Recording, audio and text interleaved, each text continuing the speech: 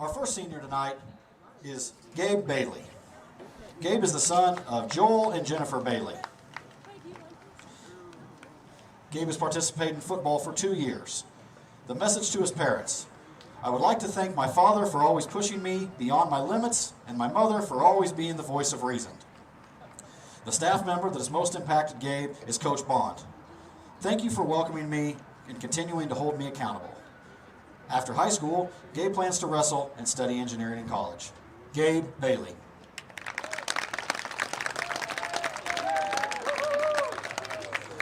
Our next senior is Sarah Barncourt. Sarah is the daughter of Jennifer and Mike Bosley. Sarah's been a football manager for 4 years. To my parents, thank you for being there when I needed you guys. The staff member that Sarah would like to thank is Mr. Weller. I would like to thank Mr. Weller for always teasing me in shop class and pushing me to do my best. After high school, Sarah plans to attend a 4-year college and major in nursing to become a pediatric nurse. Sarah Barncourt. Our next senior is Logan Blancart. Logan is the son of Lindsay and David Blancart. Logan has participated in football for 3 years. To his parents, I am so thankful for all the things you guys have done for me and all the time and effort you put into making me a better person. Logan would like to thank Coach Bond. You really pushed me to be the best version of myself, and I am happy to call you my coach. After college, Logan plans to go to college and pursue a career in marketing. Logan Blancart.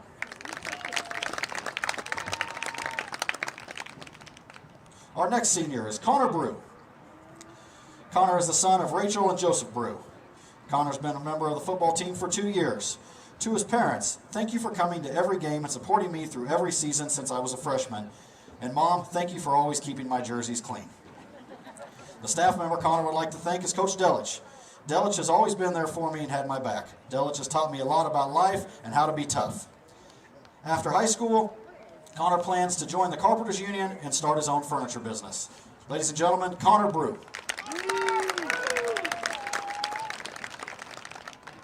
Our next senior is Andrew Culver. Andrew is accompanied tonight by Erica Culver. Andrew has been a 4-year member of the football team. To his parent, thank you for being the best parent a kid could ask for. The staff member Andrew would like to thank is Coach Bond. Thank you for pushing me to be better than myself and teaching me how to be a man. After high school, Andrew plans to attend Baker University and study business administration and play football. Andrew Culver. Our next senior is Cooper Jones. Cooper's accompanied by Sandy Tyler, Mike Tyler, and Cars Brandsma. To his parents, I love you guys so much. Thank you for all the support you guys have given me. The staff member that has impacted Cooper is Coach Tieroff. Thank you for always pushing me to be my best and being a positive impact in my high school career. After high school, Cooper plans to play college football and get his degree in education. Cooper Jones. Our next senior is Sam Clydesty. Sam is the son of Angie and Chris Clydesty. Sam has been a member of the football team for 4 years. To his parents, I love them both and thank them for everything they have done for me throughout my life and making me who I am today. The staff member Sam would like to thank is Coach Bond. Thank you for pushing me in everything I do and always figuring out how to get the best out of me. You have done more for me than you probably know. After high school, Sam plans to continue to try to play football in college and undecided on what he'd like to major in. Sam Clydesty. Our next senior is Hope Llewellyn. Hope is the daughter of Melissa and Robbie Llewellyn. She has been a manager for 4 years. Thank you both for always supporting me in everything I do, and thank you for all you guys have done for me throughout my years. I couldn't ask for better parents or a better family, and I am extremely grateful for you guys. I love you. The staff member she would like to thank is Mr. Tieroff. Thanks for being a teacher that genuinely cares about all of your students and for being a good role model to me and all of us. You have always set a good example for all your students to follow. Thank you for everything. After high school, Hope plans to attend college and become a dental hygienist and pursue a career in the dental field. Hope Llewellyn.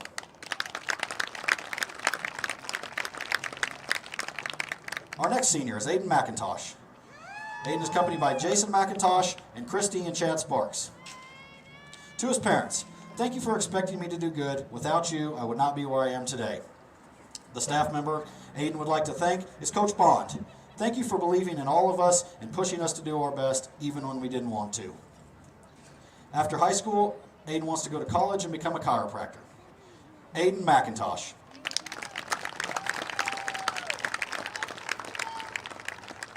Our next senior is Devin Spleakle.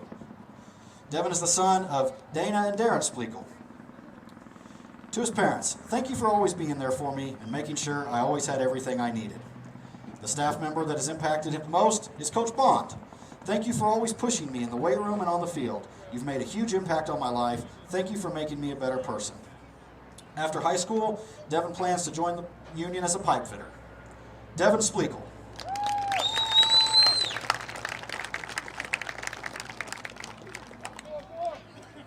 Our next senior is Jordan Williams. Jordan is the son of Johnny and Melissa Williams. Jordan has participated in football for 2 years. To his parents, thank you for guiding me down the right path in life, and thank you for all the support. The staff member Jordan would like to thank is Big T. Thank you for always pushing me to my full potential every day at practice. Also, thank you for helping me to become a better man on and off the field. After high school, Jordan plans to attend college for business, coaching, and carpentry. Jordan Williams. Our next senior is Braden Wilson. Braden is accompanied tonight by Crystal Hodges, Eric Hodges, Samantha Wilson, and Travis Wilson. To his parents, thanks for all the support. Thanks for all that you guys have done for me. I love you guys. The staff member Braden would like to thank is Coach Falgren. Thanks for all you've done and pushed me to be my best. After high school, Braden plans to go to college and get a degree in architecture and business. Braden Wilson.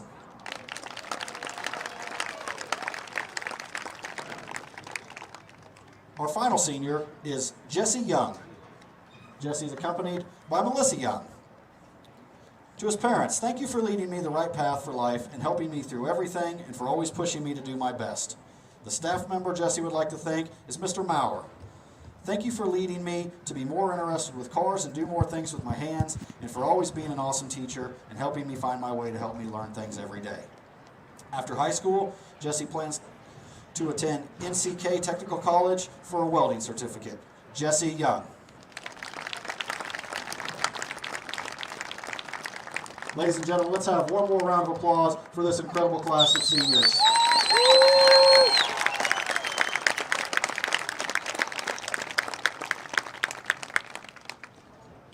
Thank you.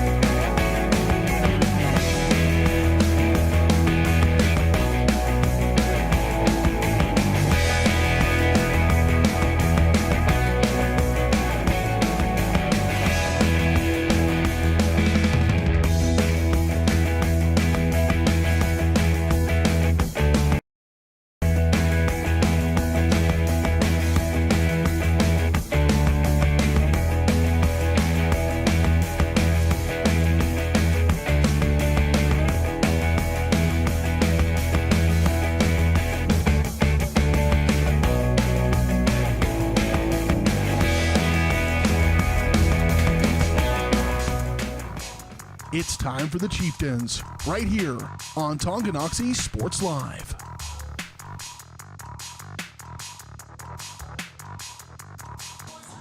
Good evening and welcome to tonight's presentation of Chieftain football on Tonganoxie Sports Live, presented by Kansas Insurance. See how they can help you protect what matters most. Give them a call, 913-369-6600. It's week 8 and it is senior night as the Chieftains look to close out the regular season with a W as they take on the visiting Ottawa Cyclones. Welcome into the booth.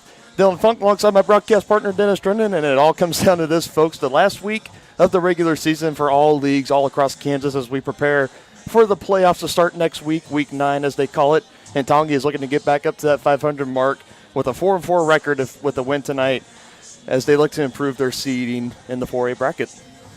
Yeah, and I tell you, we have a good matchup tonight, I think, that favors the Chieftains because the way that Tonganoxie handled Bonner Springs last week by controlling the line of scrimmage, they simply had no answer for Tongi's running game. So look for a little bit of the same tonight. Yeah, indeed, and we'll get more into that later into our pregame show. It's been kind of an up-and-down season so far, a little bit of tough stretches in the schedule, facing Bonner last week, and another favorable matchup is what we'll call tonight against Ottawa. We'll break down last week's performance, and we'll look more into tonight's matchup and more right after this on Tonganoxie Sports Live. Kansas Insurance, we know one size doesn't fit all. In fact, our whole mindset is based on customized policies for you and your families. We're local, and we do what we do because we care about you. Think of us as brokers for your insurance needs. Working with Kansas Insurance gets you the award-winning service and attention to detail that only an independent agency can provide. All across Kansas, we're here to help you manage and plan for all types of risk. Contact a local agent today. Kansas Insurance, local, independent, serving you. A great collision on the field? Awesome. An awesome collision on the road? Not so great. If that bad play does come your way, take your car to S&S Body Shop in Tonganoxie. S&S has been the area's premier auto collision repair center since 1972, working on all makes and models, glass replacement, bumper repair, fiberglass and plastic, color matching, and more. Plus, they work with all insurance companies. Get your ride back in the game. Learn more at snsautoandbody.com or call 913-369-3193.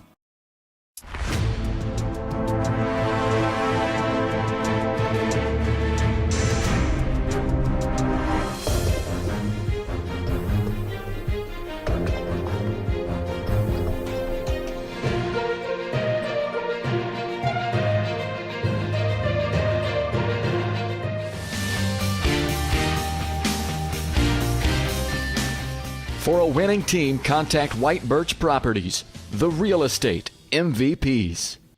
Shop local and save at Brothers Market in Tonganoxie, where we treat you like family. Brothers Market has great everyday deals throughout the store.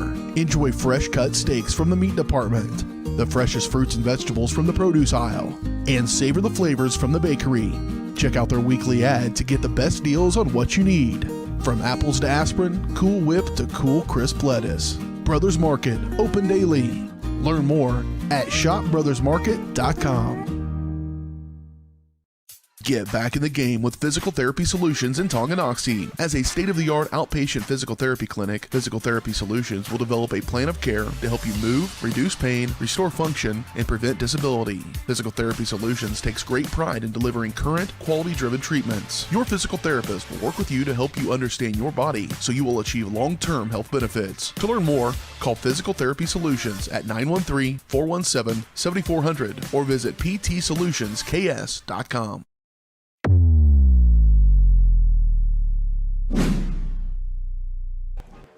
You're watching the S&S Body pregame show. Since 1972, S&S has been the place to go to in Tonganoxie for auto body and repair work. Get your ride back in the game. Learn more at snsautoandbody.com or give them a call at 913-369-3193. Back here at Beatty Field, the Chieftains marching band goes on the field, and we are now ready for the Tonganoxie VFW to present the Stars and Stripes for tonight's national anthem.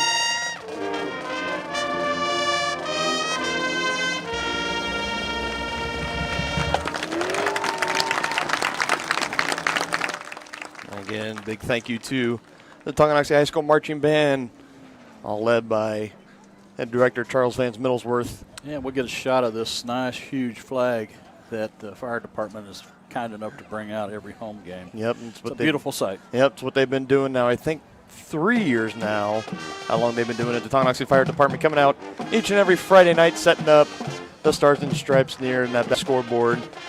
Definitely a nice sight. Kind of gives it that small town football, Friday night light feeling. It's definitely great to have. So, and we have a beautiful night. Yeah, it is a beautiful night. It's weather-wise, yeah. It's there's absolutely, you can see by the flag, there's absolutely no wind. It's in the high 50s right now, and it's only going to go down into the low 50s by the fourth quarter. So, perfect night for high school football. Looking forward to a good one. Yeah, should be a great one. Hopefully the weather cooperates all throughout. Unlike last week, there about the second half got a little bit chilly to the point where you can start seeing your breath and kind of that first true kind of late in the fall football feeling. Speaking of last week, let's look back at last week's matchup.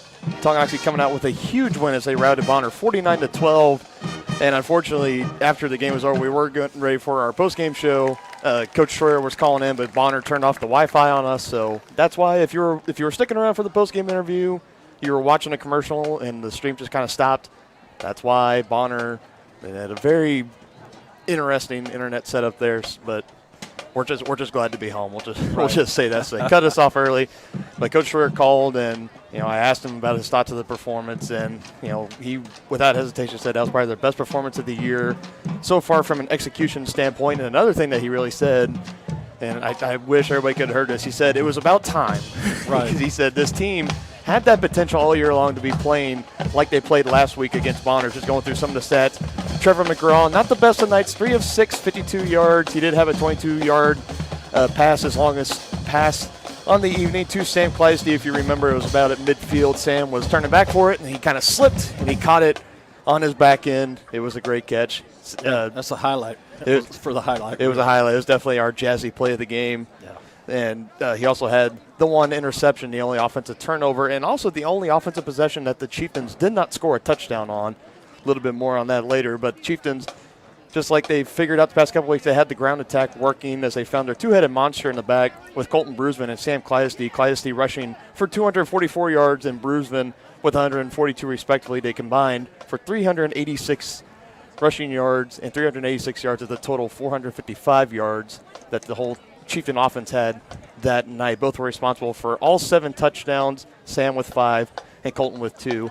Yeah. That's a heck of a night, man. That's really a good night. And I think we also need to mention the fact that, and I believe the coach brought this up as well, we had an equally good performance on defense. Yeah. I mean, both sides of the ball played extremely well. And, we'd always talk about keys to the game and stuff, and I know it's a little early for that, but Tongi only had 1 turnover, and they only had, get this, partner, 2 penalties. 2 penalties. For the entire game. And as we've harped on all year long, penalties and turnovers are killers. And actually, for the entire game, Bonner turned the ball over once as Tongi did, so we were even in the turnover game. Yeah, even in the turnovers, but like you said, flipping over that defensive side. Bonner had their secret weapon coming into that game because they had their star quarterback, J.C. Smith, who played through the first 3 weeks. He was obviously their star player. The offense ran through him. He was averaging nearly 250 yards of offense per game. He returned last week in his first game since week 3. Tongi only held him to 157 total yards on the night, through the air and on the ground. So that was definitely a positive and held the whole Bonner offense to a total of 253 yards total. Only allowed 9 first downs the whole entire game. Yeah, without a doubt, this was one of the best performances by the defense all year. And it's coming at a great time as they get closer and closer to the playoffs. It's like this team is starting to catch fire, right at the right time. Well, and just like you and I talked off camera, it's been one of those situations where if you are a playoff team, this Tonganoxie team is not one you want to see coming in. Maybe not, absolutely. And just really quickly here for the Ottawa Cyclones, coming off a loss last week to the Lewisburg Wildcats, 40-13. They have 2 wins on the year, both coming between the 2 bottom teams in the league. Against Bonner, they won 30-13. Against the Baldwin Bulldogs, 52-0. We reached out earlier in the week and multiple times throughout the week to Ottawa High School and the athletic director, Brad Graff, for any stats of the season because Max Preps did not have any. They did not ever get back to us. So the record is about all we know about the Cyclone team, but what we do know is that Tonganoxie finds themselves in a very favorable matchup tonight. Yeah, no question about it. I think, as you pointed out, the Cyclones have really struggled this year, and their only success has been with the bottom feeders of the league. So we're looking for a big night from these Chieftains, and going out on a high note in the regular season, getting ready for the playoffs. Hopefully we're going to host a playoff game here next week. Yeah, don't get too far ahead now. We'll get more. I'm just hoping. Yeah, we'll get more into that. We're going to take another quick break here. Last time these two teams faced off, it was last year at the Steve Grogan Sports Complex. Yeah. We'll get more into your relationship with Steve Grogan later in the broadcast as well. Tonganoxie smashed the Cyclones in 49-7. That was the game where Tyler Bowden last year reached and went over the 2,000 rushing yards mark. It was a very memorable matchup. I remember it was cold, it was windy, it was rainy. My partner John Roshkov and I were there outside, but it was a great time. Tonganoxie winning 49-7. When we come back, we'll take a look around the league at all the marquee 4A matchups as we get closer to playoff time, and we'll tell you what matchups you should keep an eye on as they can go a long ways in determining who your Chieftains face next week. We'll be right back right after this quick break on Tonganoxie Sports Live. With the First State Bank & Trust mobile app, you can bank from anywhere. Check your balance while you're waiting in line here, or transfer funds while you're here. Forget to pay that bill? Pay it from here. Don't cut your visit short to go to the bank. Make your deposit from here. And remember, you're always welcome to bank right here. Did you know First State Bank & Trust has donated over $112,000 to Tonganoxie schools? Every time you swipe your Tonganoxie Chieftain debit card, we donate. For more information, visit us at firststateks.com. Member FDIC. Midwest Chiropractic Center in Tonganoxie is ready to get you back to being the active, energetic person you want to be. Midwest Chiropractic offers a friendly and caring environment with the most comprehensive care for your chiropractic, rehabilitative, and fitness needs. Dr. Robert Shook and Dr. Daniel Haug at Midwest Chiropractic Center care about your health, and their approach to care proves it. To schedule your appointment, call 913-369-0022 or visit them at mwchiropractic.com. The Tonganoxie Recreation Commission understands that the benefits of recreation are endless. Participating in community recreation is not only fun, but also healthy and educational. The Tonganoxie Rec Commission encourages all ages and abilities to participate in recreational activities. That's why they're continually working to develop programs for all the residents of Tonganoxie. To see the latest sports and program offerings and to get signed up, visit them at tongirec.org or call 913-845-3502. Wizard of Paws, now at their newly renovated location in downtown Tonganoxie, offers personalized pet grooming, doggy daycare, dog obedience, and socialization classes. At Wizard of Paws, your pet will get a one-on-one grooming experience, ensuring they return to you quickly and looking fabulous. And their new facility offers amenities and space that is doggone amazing. Call Wizard of Paws at 913-416-0255 or visit their new location at 406 East 4th Street in Tonganoxie. Learn more at wizardofpawspet.com.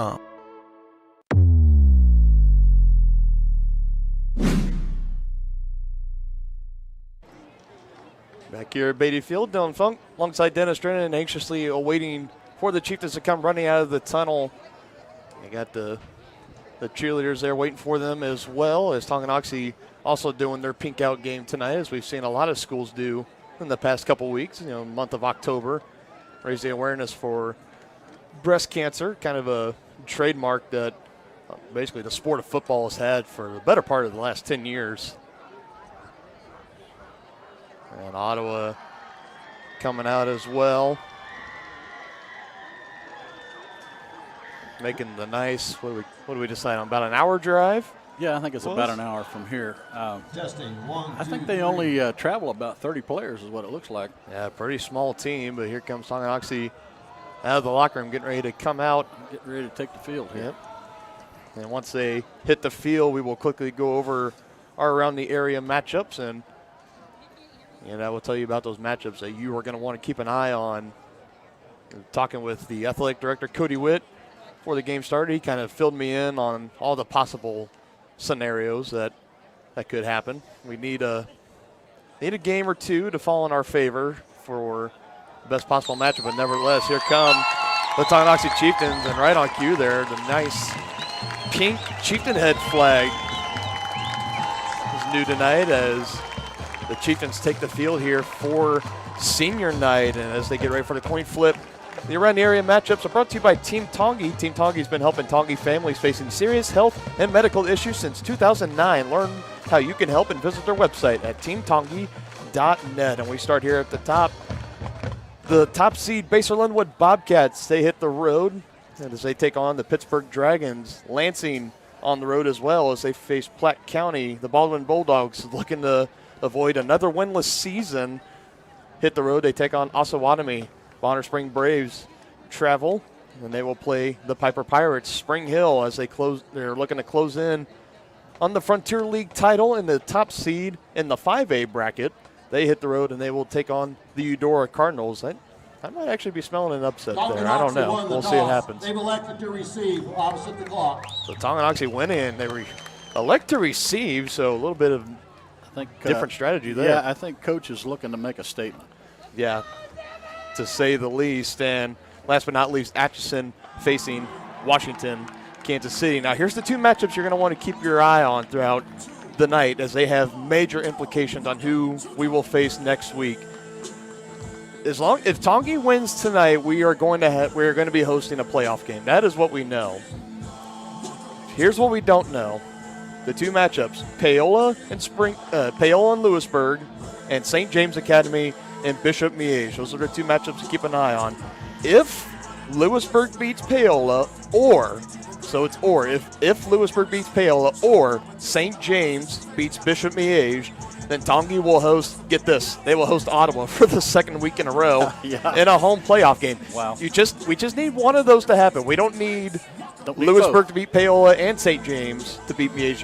It's just or. So we're definitely going to keep a close eye on those matchups tonight, but we are Lewisburg and St. James fans tonight. If neither of those happen, then Tongi will host either Bishop Miege or St. James, which is kind of coming down worst case scenario. Either you host a team that's knocked you out of the playoffs the past 2 years or the defending 4A state champions in St. James. So you got to play whoever's in front of you.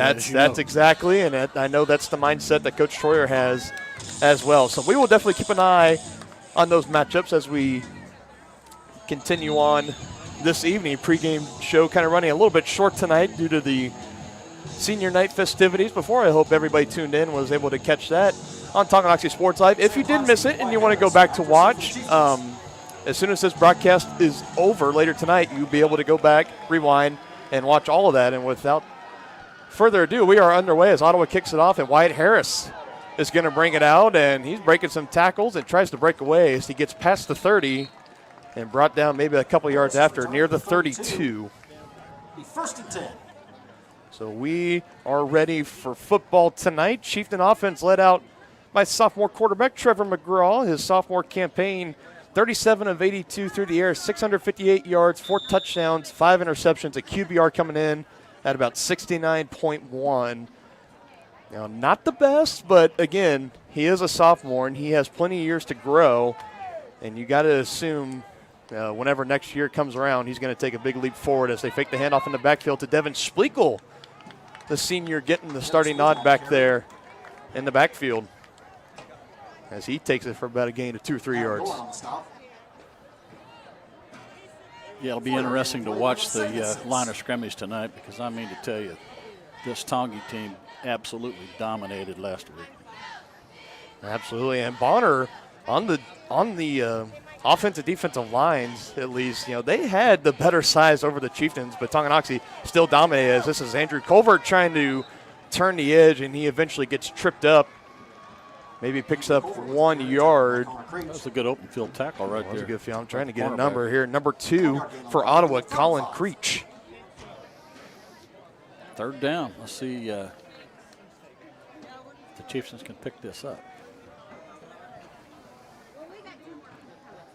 Crowd still filing in here tonight at Beatty Field. Expecting a big crowd tonight for senior night as Sam Clancy motions in the backfield, and he's going to get the handoff off the right side. And he's going to be a little short. He is going to be short. I think maybe a yard and a half maybe. Sam Clancy on the carry. I'll be surprised if they don't go for it here, partner. Adam Doran on the stop, 4-yard gain on the play, bring up 4th down. A 4-yard gain, so that is going to bring up 4th down and a long one. Yep. And it looks like they got the Wildcat formation. Clydesty taking the snap, trying to cut back, and he got it. Past that first down marker. He needed 1. He got about 3. For a first down. Good patience there. He was following his blockers through there. Made sure he got to the first down marker. Clydesty, coming into the season, was looking to have a bigger role at the wideout position, but really he's been making his name so far this season and about the past, ever since that Piper game about 3 weeks ago on the ground. 98 carries, 720 yards on the year so far, as he's going to get another handoff and takes it near that Ottawa sideline, and he's almost to the first down marker. Yeah, just nearly above his average on that one, averaging 7.3 yards a carry after last week's Bonner game. And that one, he got about 9. On the play, bring up 2nd and 1.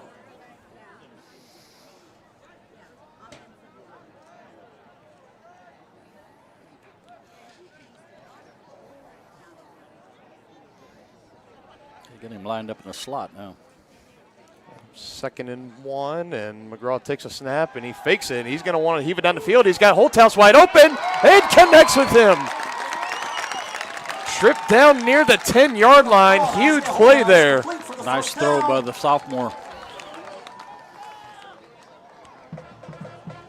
Huge play there. Good throw. McGraw to Holthouse. Pass will bring up 1st and 10 from the 11. About 43 yards through the air. On that one, they're going to call him just shy. Down at the 11, they're going to give a handoff now to Splekel, and he's got a lot of open room, and he gets tripped up by a slew of Cyclones. But not before picking up. Devin Splekel on the carry. Let's see, he called about a gain of 2. What it looks like initially.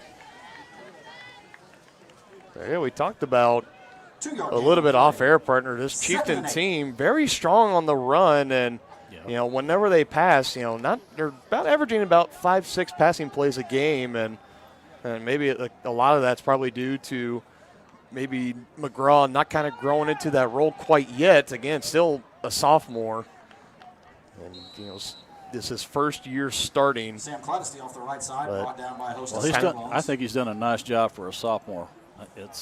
I agree. I agree. It's the stage has not been too big for the young man. Yeah, and he's only going to get better from here.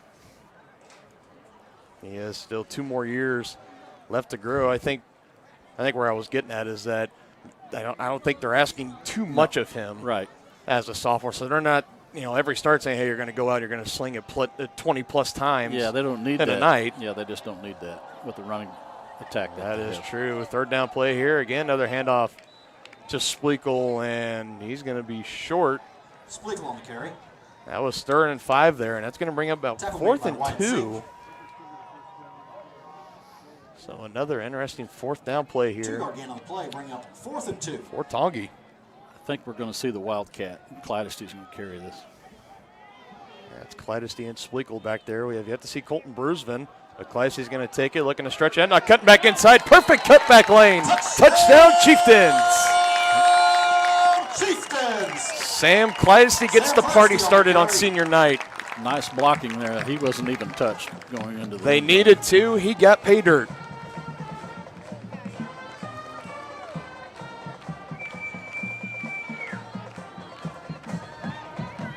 And last week's matchup, I think Sammy had, I believe it was 4 total touchdowns in the first half alone against Bonner. Getting started here early. And this one, McWilliams on for the extra point. It is up, and it is good. Williams is good. Tonganoxie jumping in front of Ottawa, 7-0 early on. Chieftains will kick it away to the Cyclones here on the other side of this quick break on Tonganoxie Sports Live. Time we make plans to hand down the farm. Yes, human bodies have expiration dates. We'll be passing the torch to our son eventually. Torch. Wait. Fire. Activate fire hazard procedure. Only a human who knows you can create a plan that's right for you. That's why for 80 years we've built relationships first and plans second. It's your future. Let's protect it. Contact Farm Bureau agents Chris Vandervoort and Jerry Sanders in Tonganoxie today.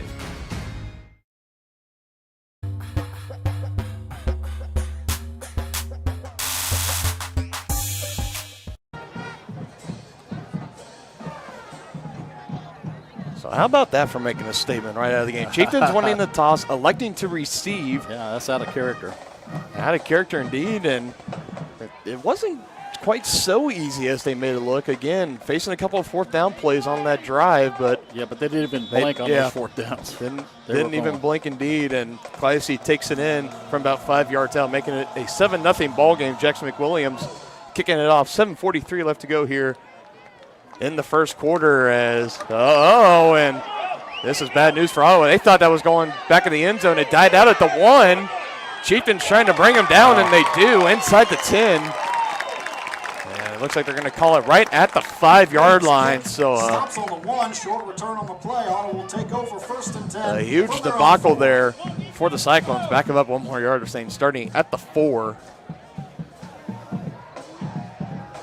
That end over end kick by McWilliams. Ottawa, the returner thought it was just going to go out of the end zone, and they were going to take a touchback, but it died out right at the 1 yard line. He's not the only one, partner. I thought it was going in there too. Yeah, I think everybody, me, you, and everybody else in the stadium included, I think we all thought that was going out of the end zone. Nevertheless, Ottawa will be taking over 1st and 10. Well, let's see if now they're marking the ball at the 5 yard line. See if the defense shows up like the offense has so far.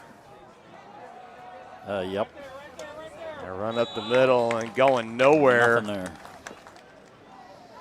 They mark him maybe a gain of 1, maybe Noah 2. Cole on the carry.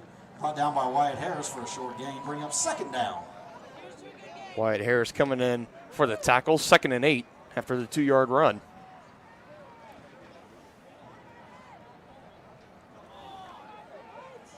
Wyatt Harris has a very impressive season. On the defensive side of the ball, that was his 50th tackle on the year. That leads the whole entire Chieftain team. 29 solos and 1 tackle for loss. And wow, this one again not going anywhere. Looks like Ottawa player might have slipped away on that one, but he gets brought down right away. By Zion Wooden. Short gain on the play. Bring up 3rd down. Carry there by Zion Wooden. That's going to bring up about a 3rd and 6.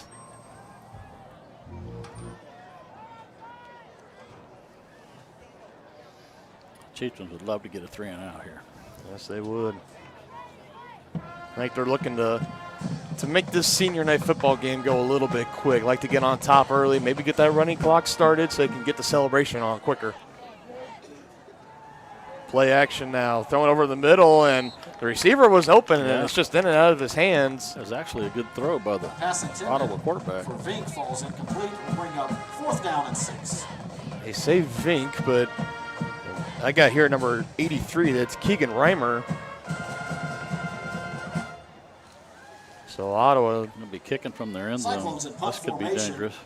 Sam Clydesty deep to receive for the Chieftains. Clydesty back to receive for Tonganoxie, and about a minute and a half taken off the clock there. Pretty decent punt, though, for Ottawa. And Clydesty fair catches near the 45-yard line, and Chieftains take over 1st and 10. Great field position. Going to have very great field position.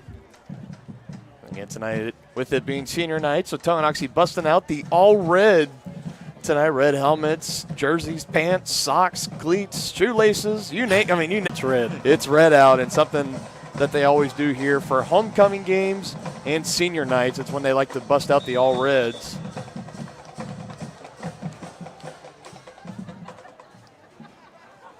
And quite personally, one of my favorite looks of the Chieftains.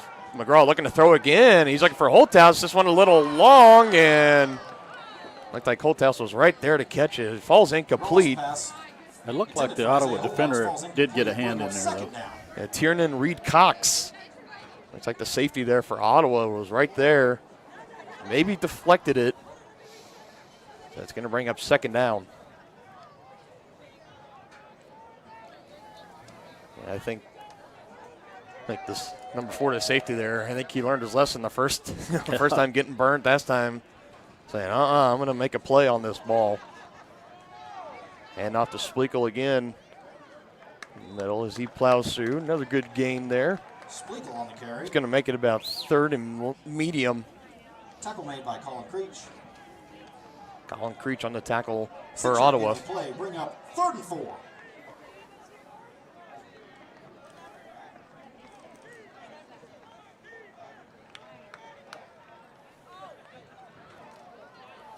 Kleisting motioning back in the backfield. Good indication that he's going to get the ball. Following Splico, his blocker, dancing around, and he's going to be brought up short again.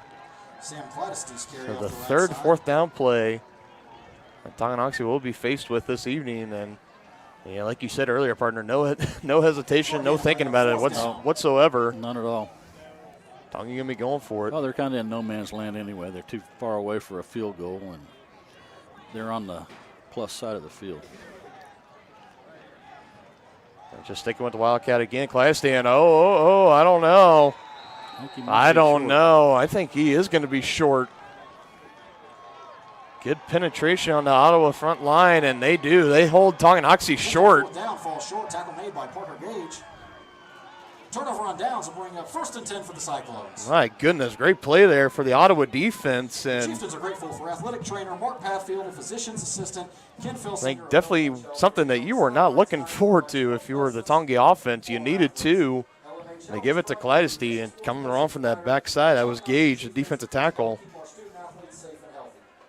Bringing him down. Chieftains turnover on downs. It seems like they've had more success running to the right.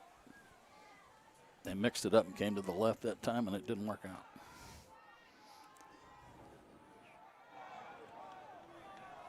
A quick turnaround here as Ottawa will be taking over, and in this run, not going for much. Yeah, Tonga, maybe a yard or two. Tonga gang tackling and actually trying to strip the ball there. Hit first by Jack Messersmith for the Chieftains. Gain of 2 on the play will bring up 2nd and 8. Jack Messersmith on the tackle for Tonganoxie.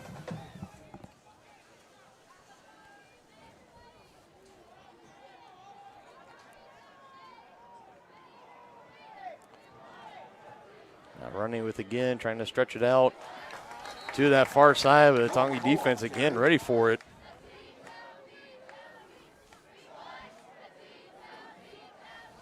So at least the Chieftain defense coming out and Play by Connor Brew, bring up on top of their assignment so far.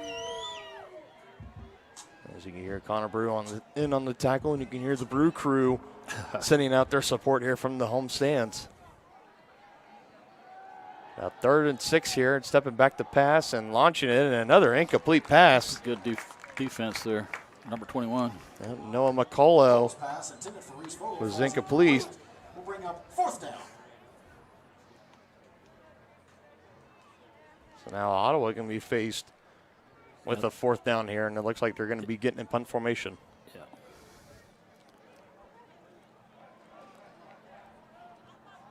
Cyclones in punt formation. Punter had some good airtime under that last one, so he got some coverage.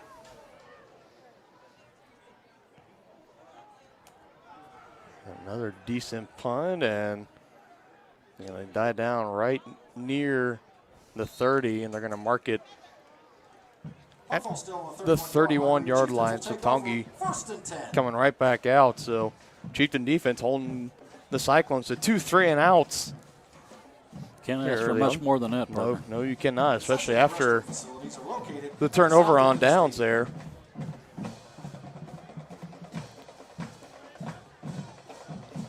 Now this Tongi offense looking to get back in stride here. It'll be 1st and 10, ball at their own 31-yard line.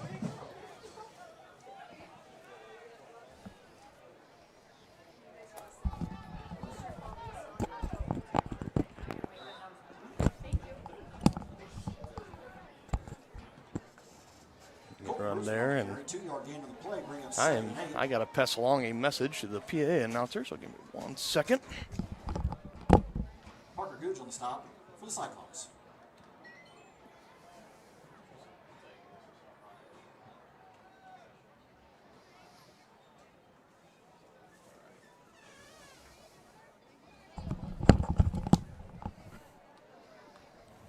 All right, and as this first quarter starting to wind down, under 3 minutes now.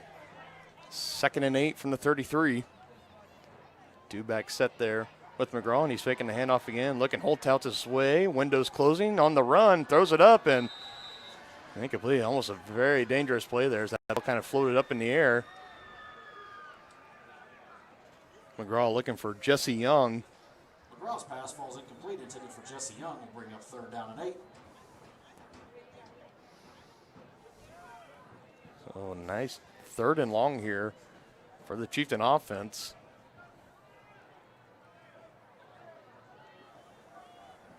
Looking to regain their stride here from the first drive of the game.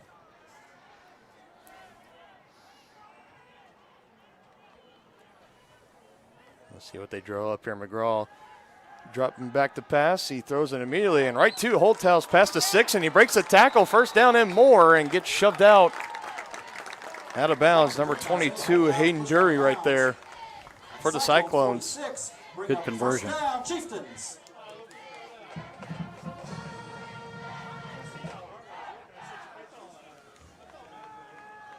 Call that good for not a gain of 23 yards. Yeah. Both completions on the night to Isaiah Holthouse. Now run up the middle, and this is Colton Brusvin running strong and a good form tackle there.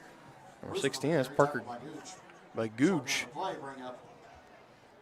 For Ottawa, Isaiah Holthouse, he's been McGraw's favorite target so far this year. 190 receiving yards on the year and 1 touchdown. That 1 touchdown coming in the Piper games. You remember the Chieftain offense really needing a spark, and he had that nice kind of you got Moss catch for the touchdown in the first half of that game. Again, this Chieftain offense not really known for their passing game. They're known for their running game. This is Colton Brusvin running strong and taking it up for a first down. Brusvin on the carry. Long gain on the play. Good. Brusman's a bruiser, I'm telling you. He runs really, really hard. He does. Yes, he does. 128 carries on the year, 655 yards, averaging about 5 yards a carry with 5 touchdowns to go along with it. We saw him really just kind of get better and better in that backfield. And look at that cut. Look at that Wow. huge gap. Yeah. Let's give some love to those big guys up front, because I could have made 5 yards on that. 9 on the play, bring up 2nd and 1. Cooper Jones and company on that right side of the line. Yeah. I think Brusvin was running to the left. He saw that cutback gap, not even a lane. That was a whole gap. Just hit it hard and took it for about a gain of 8. McGraw looking to pass again, getting it out quick, and Holthouse, he cut in, going back to the middle of the field. I think they weren't on the same page there. Yeah, McGraw was looking for him to keep running a streak towards that back pylon as that one falls incomplete.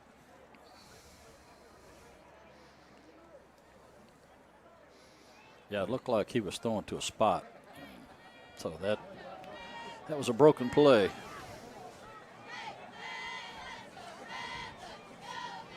So now 3rd and 2 here for Tongi, and just keep giving it to Brusvin and making some men miss and lowering the shoulder and taking the contact as he picks up another first down. Yeah, that's the thing about this rushing attack for the Chieftains. It's the yards after contact. They just do a really good job on that. Yeah, yards after contact. They do a great job on that. 7-0 is our score, under a minute, approaching 50 seconds left to go. 2 receivers at the top, and they hand it off to Brusvin as he runs on that right side, and he's got a lot of room. First down and more, and he gets dragged out. They're going to be inside the 10. Yeah, he was diving for the pylon. Colton Brusvin again on the right side. Yeah, that right side's been money all night. Yes, it has. 15-yard gain on the play, bring up 1st and goal for the Chieftains. 15-yard dash there from Brusvin. Going to bring up 1st and goal at the 1-yard line. So just a yard short for putting another 6. I'd be surprised, maybe give it back to him, but instead it's Splekel, and he's going to take it, and he's going to run in with ease. Touchdown! The senior getting a touchdown on senior night, Devin Splekel. Awesome. Devin Splekel with a 2-yard gain. His first touchdown of the year, and no better time than senior night to get it done. And if any of the Splekel family is watching this, again, you can always text THS to 816-406-0051. We are glad to continue our partnership with Easy Relic this year to bring you all the highlights from your favorite Chieftains all year long, as that extra point is up and good for Jackson McWilliams, making it a 14-0 ball game. We'll be back with more right after this on Tonganoxie Sports Live. Thinking about starting your next home improvement project? Make sure you call 811 before you dig. Once you call 811, wait a few days for the utilities to mark your yard with paint or flags so that you don't unintentionally dig into an underground utility line. Hitting a buried line can disrupt your neighborhood's utility service, cost money to repair, or cause serious injury or death. Southern Star asks you to protect your community. Dig safely. Call 811.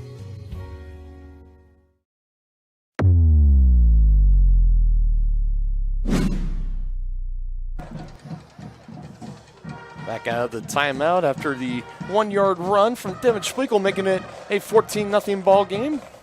Jackson McWilliams off, and in case if anybody's wondering if you saw any of that pink smoke there, it came from the student section after the touchdown. As far as I know, Keisha really frowns upon that kind of stuff, as you can kind of see it hovering over the field, a little pink cloud. But well, McWilliams put a boot into that one. And again, dying down short. Now forcing them to take it out, and this is actually going to be a pretty decent return as he gets back up to the 20-yard line. Jackson McWilliams sticks the kick on the 3 again. Short return of the play. I wonder if he's somehow doing that on purpose, or if it's just kind of luck of the bounce at this point. Yeah, that's amazing. It was just like a replay of the last one. I know we were watching him in pregame, and I saw him hitting some 37, 38-yard field goals with ease.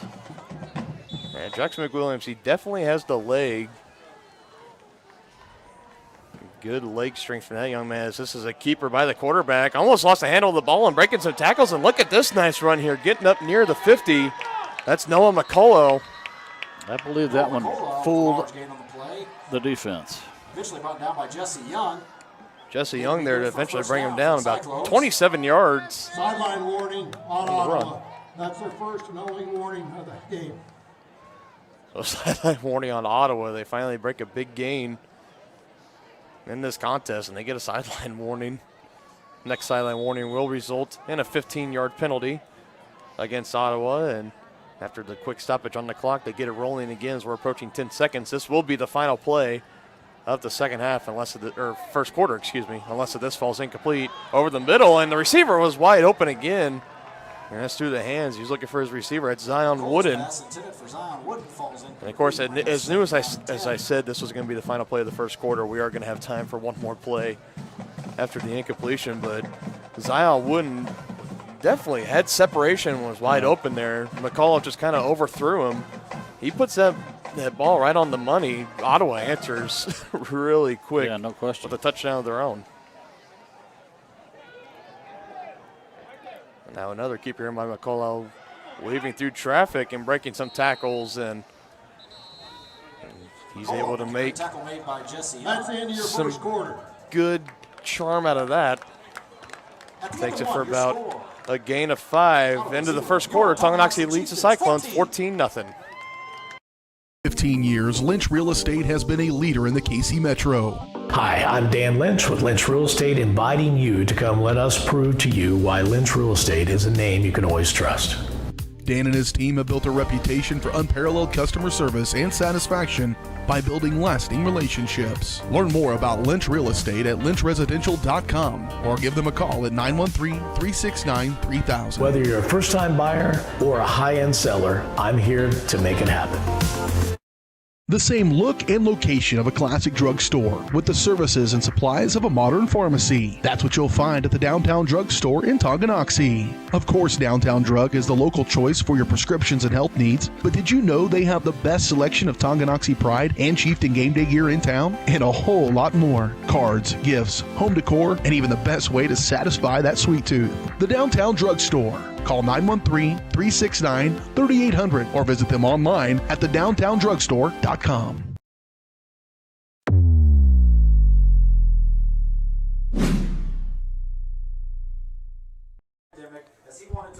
Back here ready for the second quarter. 14-0 is our score. And real quick, partner, while we have a moment here as we are going along with the senior night theme, Two seniors for the Chieftains that we have not talked about so far yet this season.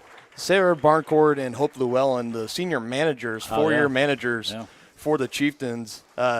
Just speaking firsthand, being a former Chieftain football player, I do know what those managers have to do, what they go through, and it is definitely not the easiest of work, and to definitely stick through it for 4 years. 4 years, that is really, really impressive. So we're going to find their names up on the wall inside the locker room. It's kind of a special tradition here at Tonganoxie. You commit to this program for 4 years. When it's all said and done, you get your name put up on the wall inside the Chieftain locker room.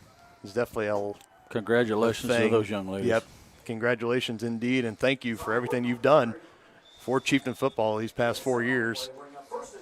And hoping we can have a couple more games after this one tonight. We'll get more into those scores of the games that we were talking about earlier in our halftime show, as McCullough and the Cyclones are starting to march down here on Tongi, and another good run there.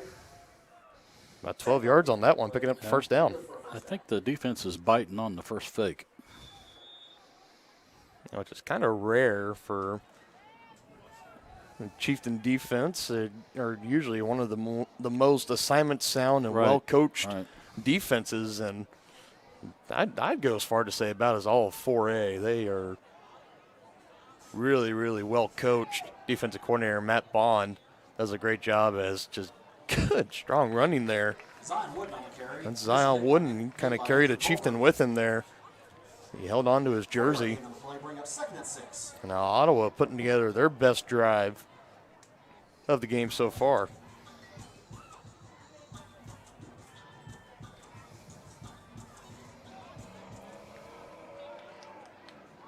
Second and 7 now. Ball at the 27. McCullough handing it up the middle. This is Wooden again. This time getting pushed back. Gabe Bailey and others there. And on the stop, along with Messersmith and Schweigel and Williams. Wooden on the carry, brought down by Wyatt Harris, will bring up third down. And Wyatt Harris. How can I leave his name out?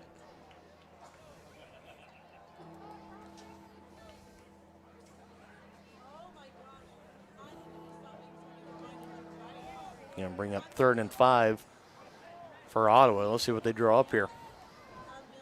Taking a snap, design quarterback run to McCullough. Patient running, hits the gap, first down and more. No, McCullough on the carry.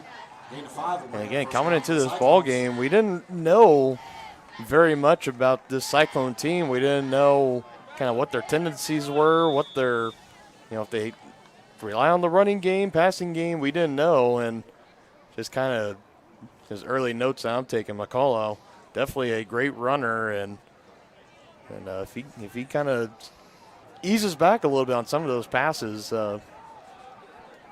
he could have a couple touchdown passes as well tonight. Here's a good play. This time, Tongi not getting fooled, waiting to get the number. Out the first Chieftain there, looks like it was number 63, Nathan Smith. I think he got kicked in the shin. Down the backfield by Nathan Smith. Yeah, something. So it looks like he's hurting a little bit, but that's what it looked like. He's going to stay in the ball game. Loss of 3 on the play. Good job there, Nathan Smith.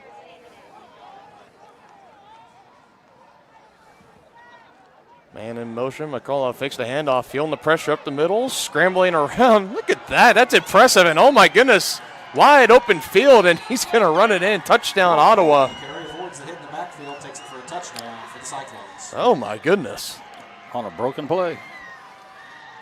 Pressure coming right up the middle. Noah McCullough keeping his composure, scrambling around that backfield, and once he kind of got back to stepping up in the pocket, that whole left side of the field wide open for him. Not even a Chieftain within 10 yards. And he takes it in for an easy 6 yards.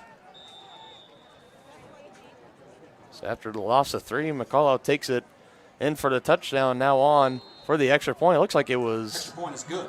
I thought maybe he had pushed it a little bit to the we have left. fun technology for you to use. If you would like But to it's good. 9:04 left to go here in the second. Ottawa cuts the deficit at half, 14-7. We'll be right back right after this.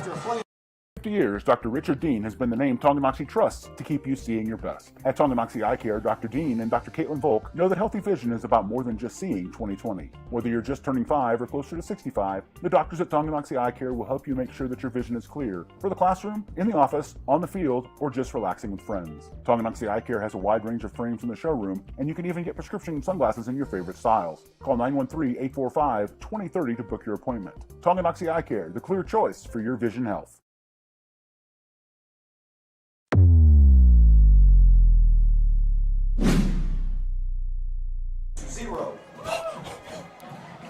Wow. In case of nobody just caught that, the PA announcer, Mitch Loomis, announcing Eudora, second quarter has a 20-0 lead over the undefeated Spring Hill Broncos. Wow. That's impressive. Impressive indeed. And yeah, we were talking with Cody Whitt before this game got started. We spent a good 10 minutes just kind of talking about, so what's it looking like, for the playoffs? Who can we face next week if we win? Who can we face if we lose? If the Chieftains can handle business here, their likelihood of opponents is about 3. If the Chieftains were to lose tonight, though, that's a whole entire different story. We'll get more into that later as Sam Clydesty returning the kickoff, and wow. Look at him just what breaking some run. tackles up past the 45-yard line. You're not going to arm tackle him. No, you are not. Yeah, I think it takes at least 2 or 3, at least. It's hard to wrap number 7 up and bring him down by yourself. You don't see him get stopped in the open field very often. No, you do not.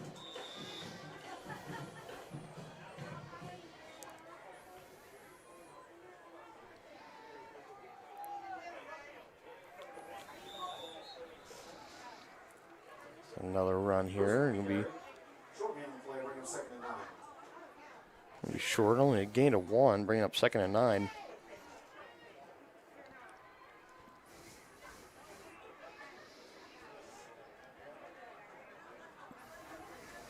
Nose of the football right near the 45-yard line.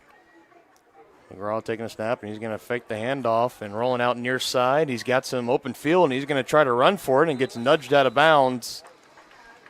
Closing in on the tackle there was number 16, Parker Gooch. And he comes shaking up a little bit. It's really close. I think he might be just a hair short. No, they're going to give it to him. Yeah, they are. Ooh, very, very close. First down for the Chieftains. Yeah, he needed 9, and I think that's just about all he got was 9. 9 and a credit card. Yeah, right. That was very, very close, but nevertheless good enough to pick up the first down. Good scramble by Trevor McGraw.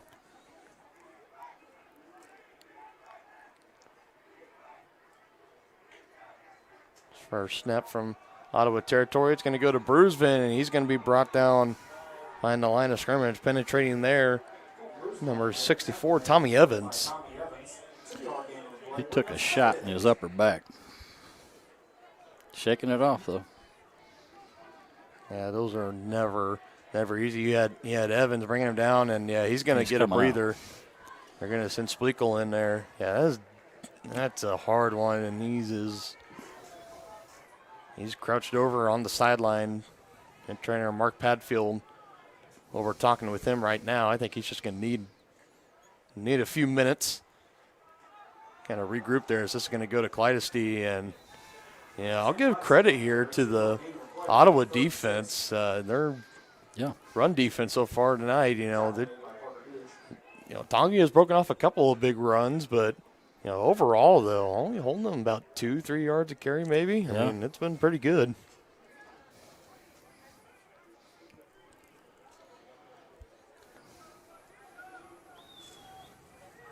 And another 3rd and medium here for Tonganoxie. 3rd and 6, ball at the Ottawa 43-yard line. They're all pointing out the blitzer. Ottawa is bringing the blitz, and they're going to hand off to Spleakle, and he's going to get back to maybe the line of scrimmage. And on comes Gabe Bailey for the punt, and Chieftains. I don't know here, partner. We might have ourselves a ball game that we weren't quite expecting. Still a lot of ball game to play, though. Oh, I agree. But see if he can pin them deep. Yeah, Bailey been pretty good on the punts so far this year, and yeah, good job. That one pretty good. Did it go out? Is it out? I mean, it did go out, but it's inside the 5, and they're going to mark it right at the 4-yard line. He did his job. Other scores from around your Frontier League at the end of the first quarter. Paola leads Lewisburg 7-0. And at the end of the second quarter, St. James Academy leads Bishop Miege 14-13. So there you go. Those are the two matchups that we're told to keep an eye on. Paola up 7-0 on Lewisburg, which we need Lewisburg to win that game. But the good news is that St. James currently has the lead 14-13 over Bishop Miege, which we need St. James to win that game. Again, if you didn't tune into the pregame show, for Tonganoxie to get a home playoff game next week, if Lewisburg beats Paola or if St. James beats Bishop Miege, 99% sure, that's pretty much what we're looking at here. Tonganoxie would get a home playoff matchup next week against these Ottawa Cyclones. Again, that's only if one of those matchups happen and another throw down the field. Good defense. Great defense. That's Wyatt Harris on the coverage out there in Harris Island. Pass falls incomplete. That was textbook coverage right there.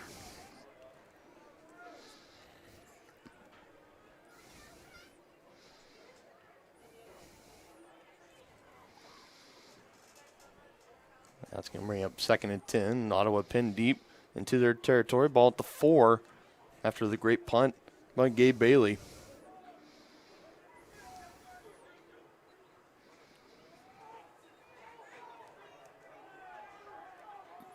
Calls for the snap and an option, and Chieftains defense. Good defense there. Yeah, they read that well. Jesse Young and others in there on the stop.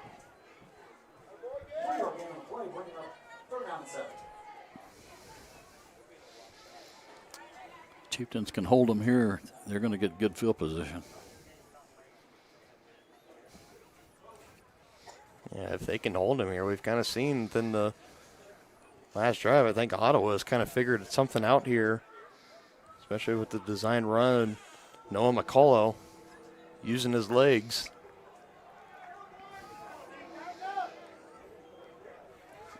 And they got to hurry up and snap this one here as the play clock was running down. Did they get a timeout? The zeros, and they did get a timeout. 5:21 left to go here in the second. 14-7 is our score. Tonganoxie on top of Ottawa.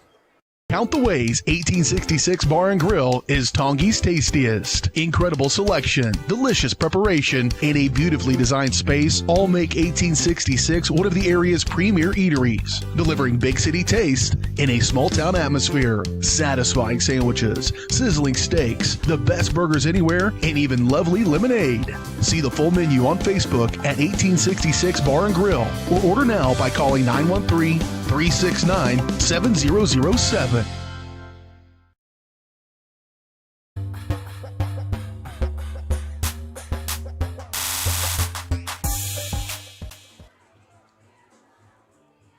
Back here out of the timeout. A couple of the senior managers there we were talking about. Getting the water out to the boys.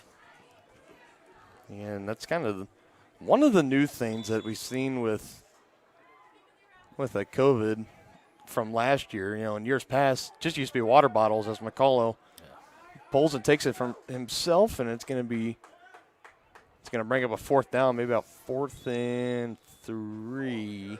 I think they'll be punting from their end zone again. Got a man down. Timeout. Official timeout for injury. Official timeout for injury as the Ottawa Cyclone is down on the turf. And while they attend to him, we're going to take another break here. We'll be right back right after this on Tonganoxie Sports Live. From its native roots to the bustling community it is today, Tonganoxie's past is as unique as its future. With small town charm and big city amenities, Tonganoxie is the ideal place to grow a business and grow a family. Just 20 minutes from both Lawrence and Kansas City, Tonganoxie is perfectly positioned. Take an afternoon and come explore Tonganoxie. To learn more, go to tonganoxie.org.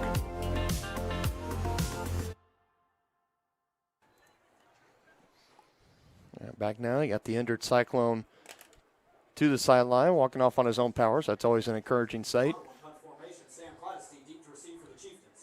And Ottawa in punt formation. Clydesdale backing up to about the 45-yard line as the punt is back, and it is up and away, and it's a pretty decent one as Sam's going to fair catch it right near the 50-yard line. Chieftains will be taking over at their own 49. That ball traveled over 50 yards in the air. That's pretty impressive. Yeah, Ottawa, they got a good punter on their team as well.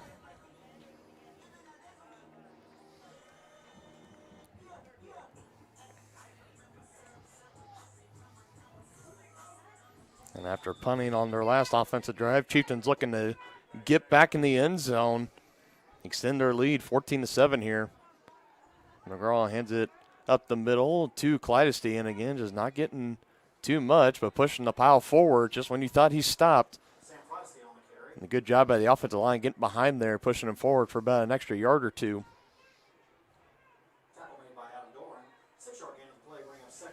6-yard gain when it's all said and done. Great effort. He had contact after about 2 yards.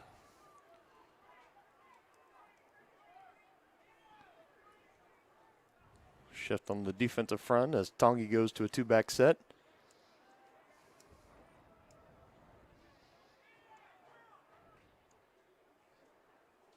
Now handoff to Clydesdale. Ottawa bringing a little bit of blitz, making the first wave of tacklers miss, but not going to shake away from the second one.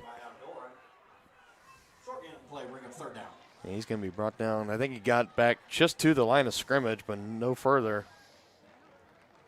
Ottawa's been bringing that run blitz. And then something that we saw a lot last week, we talked about dominating at the line of scrimmage for Tonganoxie. So far tonight, it's been pretty even. Yeah. As there you go, Chieftains kind of getting a little bit back that time as Clydesdale takes it. And he needed 4, and he got 4. Yep. Good up to pick up a fresh set of downs for the Chieftains.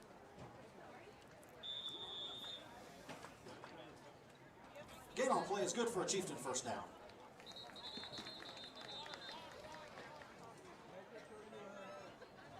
Whistles. For an injury. And we have another officials timeout for an injury. Cross country and girls golf. Senior parents of cross country and girls golf. Looks like that was another Ottawa Cyclone down there. That was Colin Creech, the 5'9" senior. He's right near that sideline. So a couple of Cyclones going down here as we're getting near the end of the second quarter, 3:38 and counting.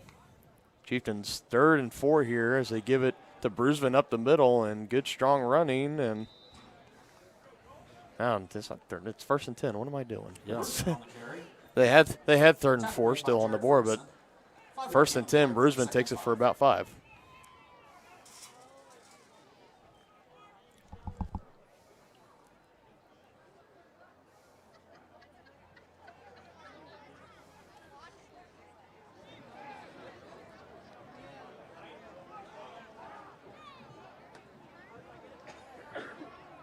McGraw taking his time, getting the signals from the sideline from Preston Troyer, the offensive coordinator. Now faking the handoff to Brusvin. He's wanting to go long, fires it over the middle, and it's complete to Sam Clydesdale as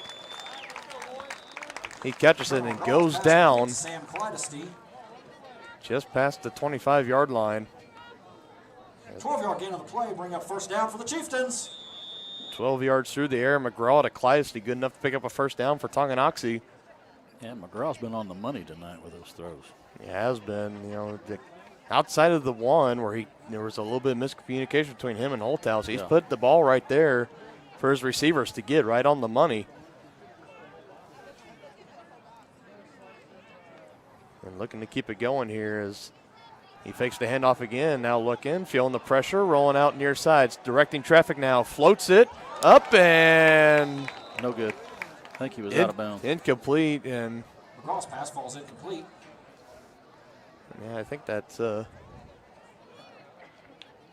was looking for the running back, Colton Brusvin, out of the backfield. Brusvin, he did catch it, but it was out of bounds. He couldn't get a foot down.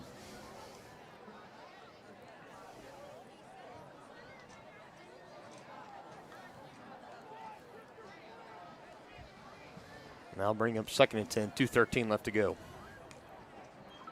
And Chieftains, they won the toss, elected to receive, so they will be kicking off to Ottawa to start the second half. It'd be huge here if Tonga can close out this first half with a touchdown, as we are now under 2 minutes left to go.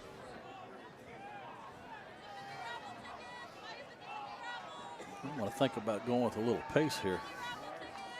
Yeah, not a bad idea.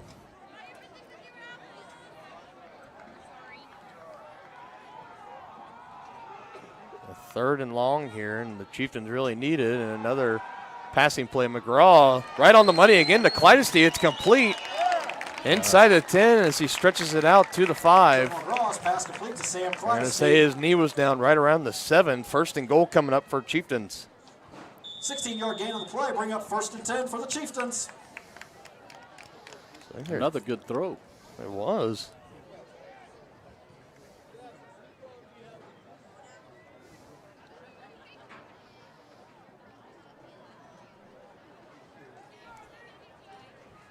First and goal from the 6-yard line, and whistles coming in from the far side, and Ottawa is going to take another timeout to talk it over. 1:09 left to go. Chieftains Their second of the half.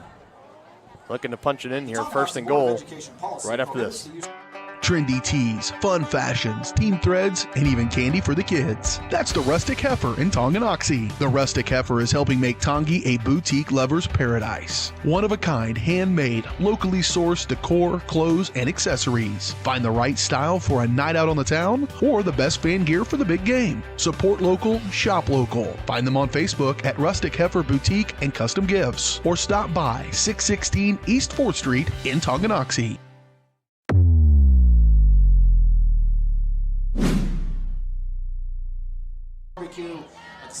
Tonganoxie Sports Live is presented by Kansas Insurance. At Kansas Insurance, you'll find personalized coverage designed for you. As an agency, they believe in taking time to issue personal care and attention to each individual client to see how they can help you protect what matters most. Call 913-369-6600. Now coming out of the timeout here, Chieftains looking to punch it in here. 1:09 left to go before we hit the halftime locker room. McGraw takes a snap, hands it off left side to Brusman, and he gets tripped up. Again, bringing the blitz again. That's Reed Cox. No gain on play. Bring up 2nd and goal. And calling no gain, just getting back to the line of scrimmage. We are now under a minute here, and again, I think now I would like to see a little bit of that tempo from the Chieftains, but yeah, you can kind of start hear a little bit of the frustration now from the Chieftain fans. Faking another handoff. McGraw rolling out, throwing back corner. You're looking for Clydesty as it goes incomplete. McGraw's pass falls incomplete. And it looked like McGraw had a lot of field open. He could have probably made a run for it. Instead, looking for Clydesty, and it goes incomplete, and another timeout. Tonganoxie, their first of the half. Tonganoxie wanted to take a timeout and talk it over, and we'll take another quick break. We'll be right back right after this. Everything old is new again at New Again Outdoor Furniture Restoration in Tonganoxie. Keep your furniture for generations to come with a call to New Again. They specialize in restrapping, mesh sling replacement, welding, and powder coating of all outdoor furniture. New Again has an incredible eye for detail and a passion for environmentally friendly and cost-effective furniture repair. To learn more, go to newagainpatiofurniture.com. Call 913-764-1999 or see more of their projects on Facebook. New Again Inc. in Tonganoxie.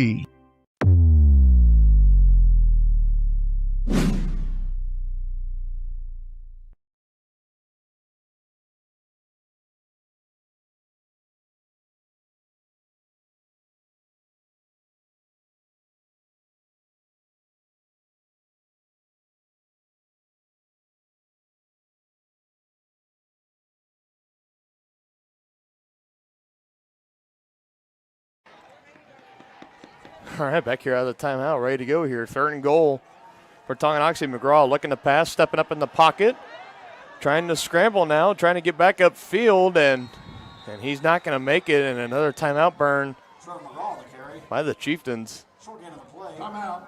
Tonganoxie, their second of the half. Another timeout. We're going to go ahead and just stay here with them.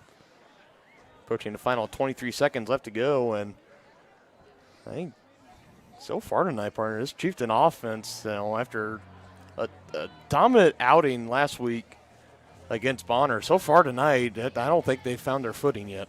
Well, after the first 2 scores, they've just kind of fallen flat. But I mean, they're only 3 yards away from punching it in and scoring 21. So hopefully they can get that done. But now they're facing a 4th down. That's 4th and goal. 4th and 3. Will be coming up, man. Can they make a 1st down? No, it's 4th and goal. That's what I thought. So folks, don't forget to stick around after this for the White Birch Properties Realty Executives halftime show, and during then we'll recap this first half of action here, and again we will check in with those scores around the Frontier League and the rest of the big names in the 4A East bracket, and they are going to take a field goal, so they're going to take the points here. McWilliams has made 1 field goal this year from 22 yards out. This one's going to be about 20 as it's up and good. And it is good.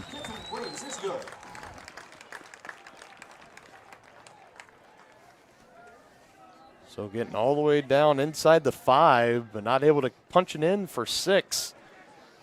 Chieftains having to take 3 there on the field goal. 20 yards out from Jackson McWilliams.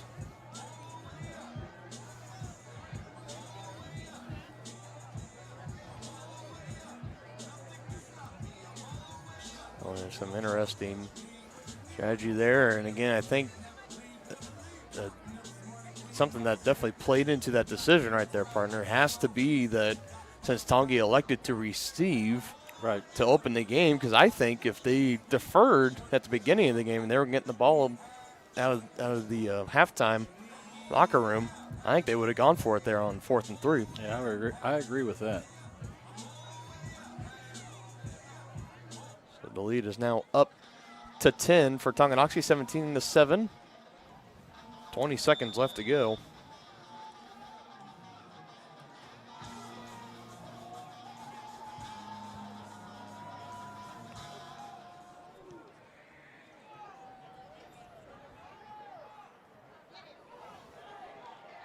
And they're going to bring it out. He's got a full head of steam, and look out now. McWilliams, as he's able to force him out of bounds. There's number 4, Reed Cox, on the return, and he gives Ottawa a chance here to maybe get some points. Huge return there for Reed Cox. Taking it up, call it at the Chieftain 40-yard line. Only 10 seconds to work with here. I think Ottawa only has 1 timeout left. Yeah. So it looks like they both just have. Yeah, both teams with only 1 timeout. So be interested to see here. No, they're going to throw the ball, I think. Start the game clock, please. I think without a doubt, you definitely got to take a shot and see what happens. That's exactly what they're going to do. And little screen setting pass. up the screen, and this is Wooden, and see if he can break free, and he won't. So he's wrapped up there by Colvert, and half a second to play. Yeah, timeout coming in. Are they going to try a field goal, you think? They might. Ottawa, their 3rd and final timeout of the half. Yeah, 'cause we saw the field goal kicker for Ottawa warming up before the game started, and he was kicking them from, what do we say, about 35 yards is what I think we said was about his most, because he was. This would be the max, but I think that's what they're going to try.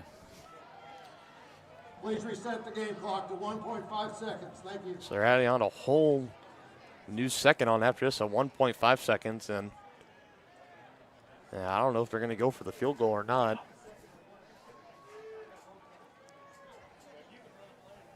Definitely will be interesting to see. Like we said, this will be a very long field goal here, especially for high school. And yeah, that's 41 that's yards. exactly what they're going to do. don't forget, if it's short, we can run this thing back. You can. Cyclones in field goal formation. Reese Vogel on for the try. This is Reese Vogel as he kicks it, and it's up, and he made it. Holy cow.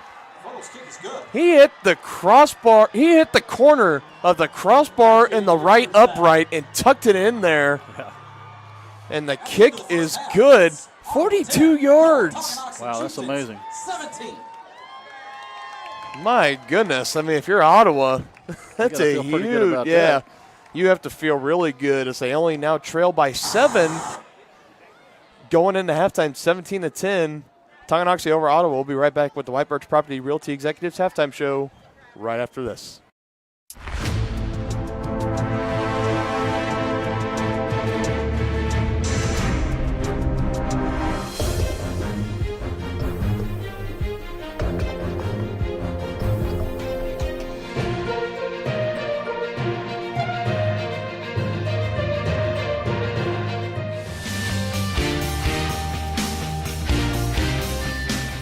For a winning team, contact White Birch Properties, the real estate MVPs.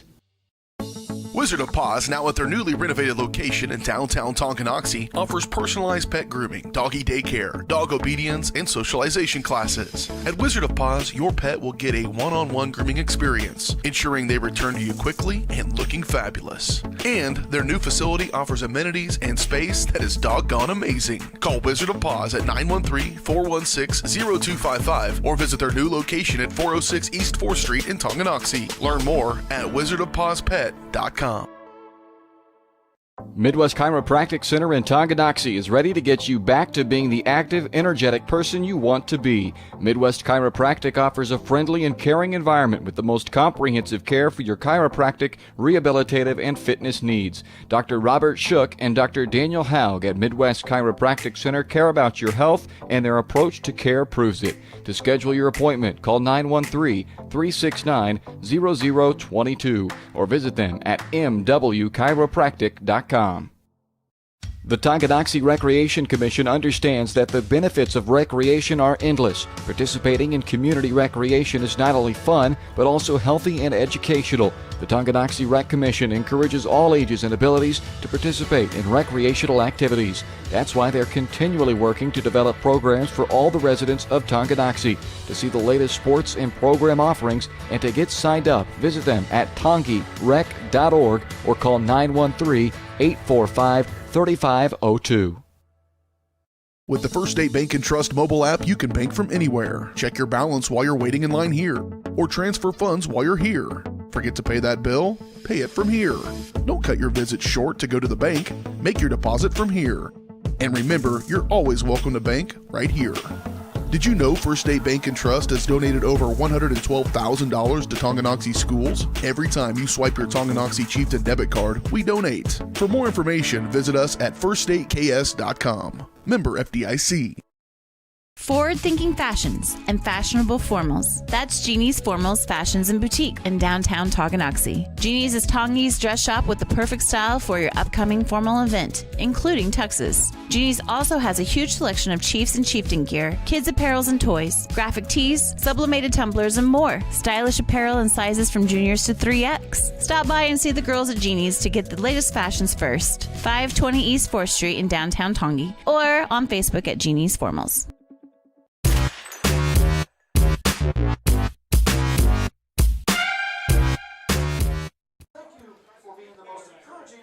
You're watching the White Birch Properties Realty Executives halftime show at White Birch Properties. You have a team of agents ready to help you buy or sell that next house. Their team is ready to help lead you to success in the real estate game. Visit them at 1203 State Avenue, Suite B in Tonganoxie, or call 913-915-0451. And again, back here at Beatty Field, Tonganoxie, Kansas. Dylan Funk alongside Dennis Drennan. 17-10 is our halftime score. I think that's exactly what you and I were thinking, right? Not at all. And I certainly didn't think we'd see a 42-yard field goal. Yeah, that was quite impressive. Reese Vogel, quite a way to end the first half there, 42-yard field goal. And again, and the great return, the kickoff return, taking them down to the 40, and And a play or two later, Ottawa able to kick the field goal, now only trailing 17-10. And I would love to be a fly on the wall in that Chieftain locker room right now, because I bet he's lighting a fire right now. Yeah, it's after the performance last week. This was definitely not what the Chieftain coaches and the Chieftain team were expecting at all. And again, continuing on with the senior night festivities, I think now we are working on, I believe this is band, girls golf.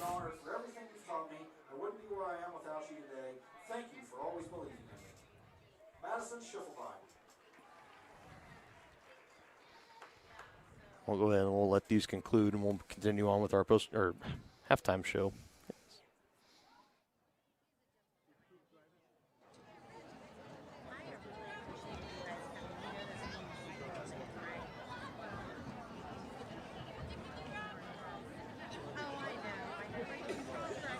Next, we'd like to recognize our golfing seniors. Our first senior is Lolly Tanner. She's accompanied by Jamie and Brian Davis. She is a 4-year letter winner. To her parents, thank you for being patient with me throughout the years. The staff members that has impacted her the most is Mrs. Whitman. Thank you for encouraging me to become a better person and as an athlete. After high school, she plans to go to college and pursue behavioral psychology. Lolly Tanner.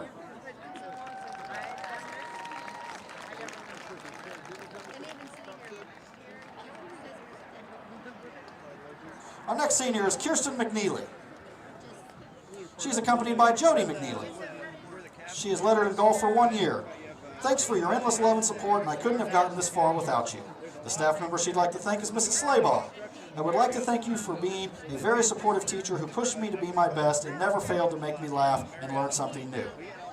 After high school, she plans to attend college and major in pre-med and later attend med school.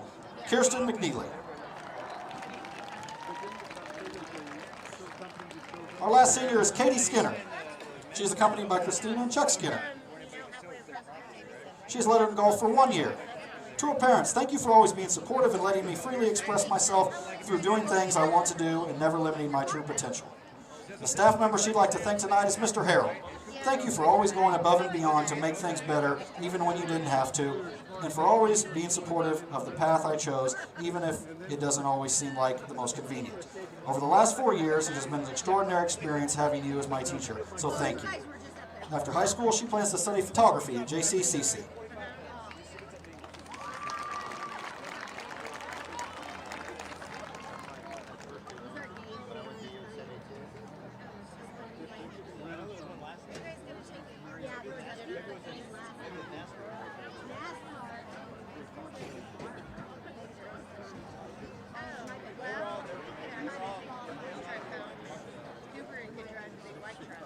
Ladies and gentlemen, at this time, we would like to recognize our 2020 girls golf team.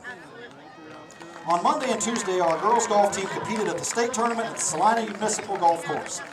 At this time, we would like to honor our girls golf team for their 4th place finish and to Hayden York on winning the 4A individual state title.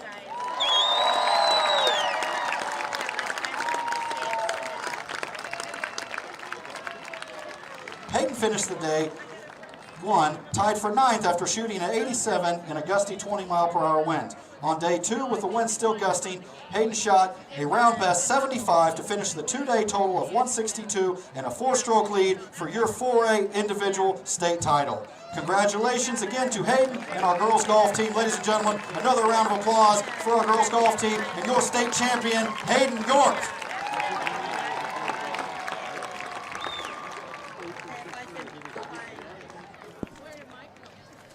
Wow, and very impressive indeed and huge. Congratulations to the Tongi girls golf team. And Mr. Sandberg, the head coach there. At this time, please welcome to the field your 2021-2022 Chieftain Stars. The Chieftain Stars take the field for their halftime routine. And we'll continue on here with our halftime show. So, I think we kind of touched on it a little bit before that little brief break there. I think the focus just has to.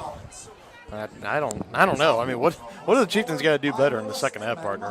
Well, I think they're going to have to be more physical up front because that has been missing a little bit tonight. And, that running game has got to get going like it did last week in order for us to get a comfortable win here. Yeah, I mean, just so far tonight, the Chieftain offense, they came out of the gates first drive. They scored a touchdown, and then a couple drives after that, another touchdown with Devin Sweekle. I mean, ever since then, it's been a couple punts and then the field goal by Jackson McWilliams. And on that field goal, they got inside the 5-yard line, fourth down. It was about the 3. I think it was about at the 3, fourth and goal from the 3. And they didn't want to take a chance on that, so they kicked the field goal instead. And again, I think this is pretty interesting. All season long, whenever Tonga has won the toss, they have always deferred. Tonight, as they're having some difficulties over the PA system for the music.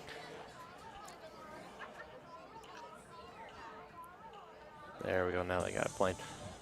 So, I mean, it's been a rough night up and down for the Chieftain offense. I think I agree with you. They do got to find that consistency. And, as far as the defense, I mean, they've been doing a fair job so far. Give credit also over to Ottawa and Noah McCullough. He has the only first half touchdown for Ottawa early on, and it was off a broken play on a pass. He avoided the pressure in the pocket, scrambled, and he found open field, and he just made him pay for it. Not too much you can do on that one, but definitely a lot of improvement to work on as they get ready here for the second half. And again, like I said, that pep talk happening in there cannot be a super encouraging one. I think you and I can both agree on that. We're going to go take another break here. We'll be right back with more. We'll take a look around at those area matchups and more right after this on Tonganoxie Sports Live. Midwest Chiropractic Center in Tonganoxie is ready to get you back to being the active, energetic person you want to be. Midwest Chiropractic offers a friendly and caring environment with the most comprehensive care for your chiropractic, rehabilitative, and fitness needs. Dr. Robert Shook and Dr. Daniel Haug at Midwest Chiropractic Center care about your health, and their approach to care proves it. To schedule your appointment, call 913-369-0022 or visit them at mwchiropractic.com. The Tonganoxie Recreation Commission understands that the benefits of recreation are endless. Participating in community recreation is not only fun, but also healthy and educational. The Tonganoxie Rec Commission encourages all ages and abilities to participate in recreational activities. That's why they're continually working to develop programs for all the residents of Tonganoxie. To see the latest sports and program offerings and to get signed up, visit them at tongirec.org or call 913-845-3502.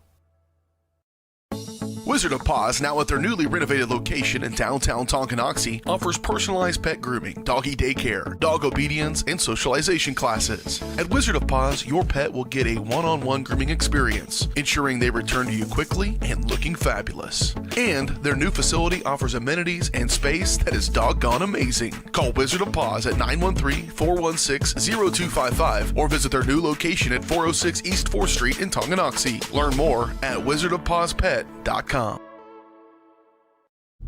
State purpose of visit. Well, our tractor's gonna kick the bucket this year. Searching internet for new bucket. I don't need a bucket. Provide bucket color preference. Red, yellow, taupe, magenta. Oh, wait. They are out of magenta. Robots don't know you. We do. I can do a quote on a new one. With us, getting the right coverage starts with a conversation. It's your future. Let's protect it. Contact Farbeer agents Tex Vandervoort and Jerry Sanders in Tonganoxie today.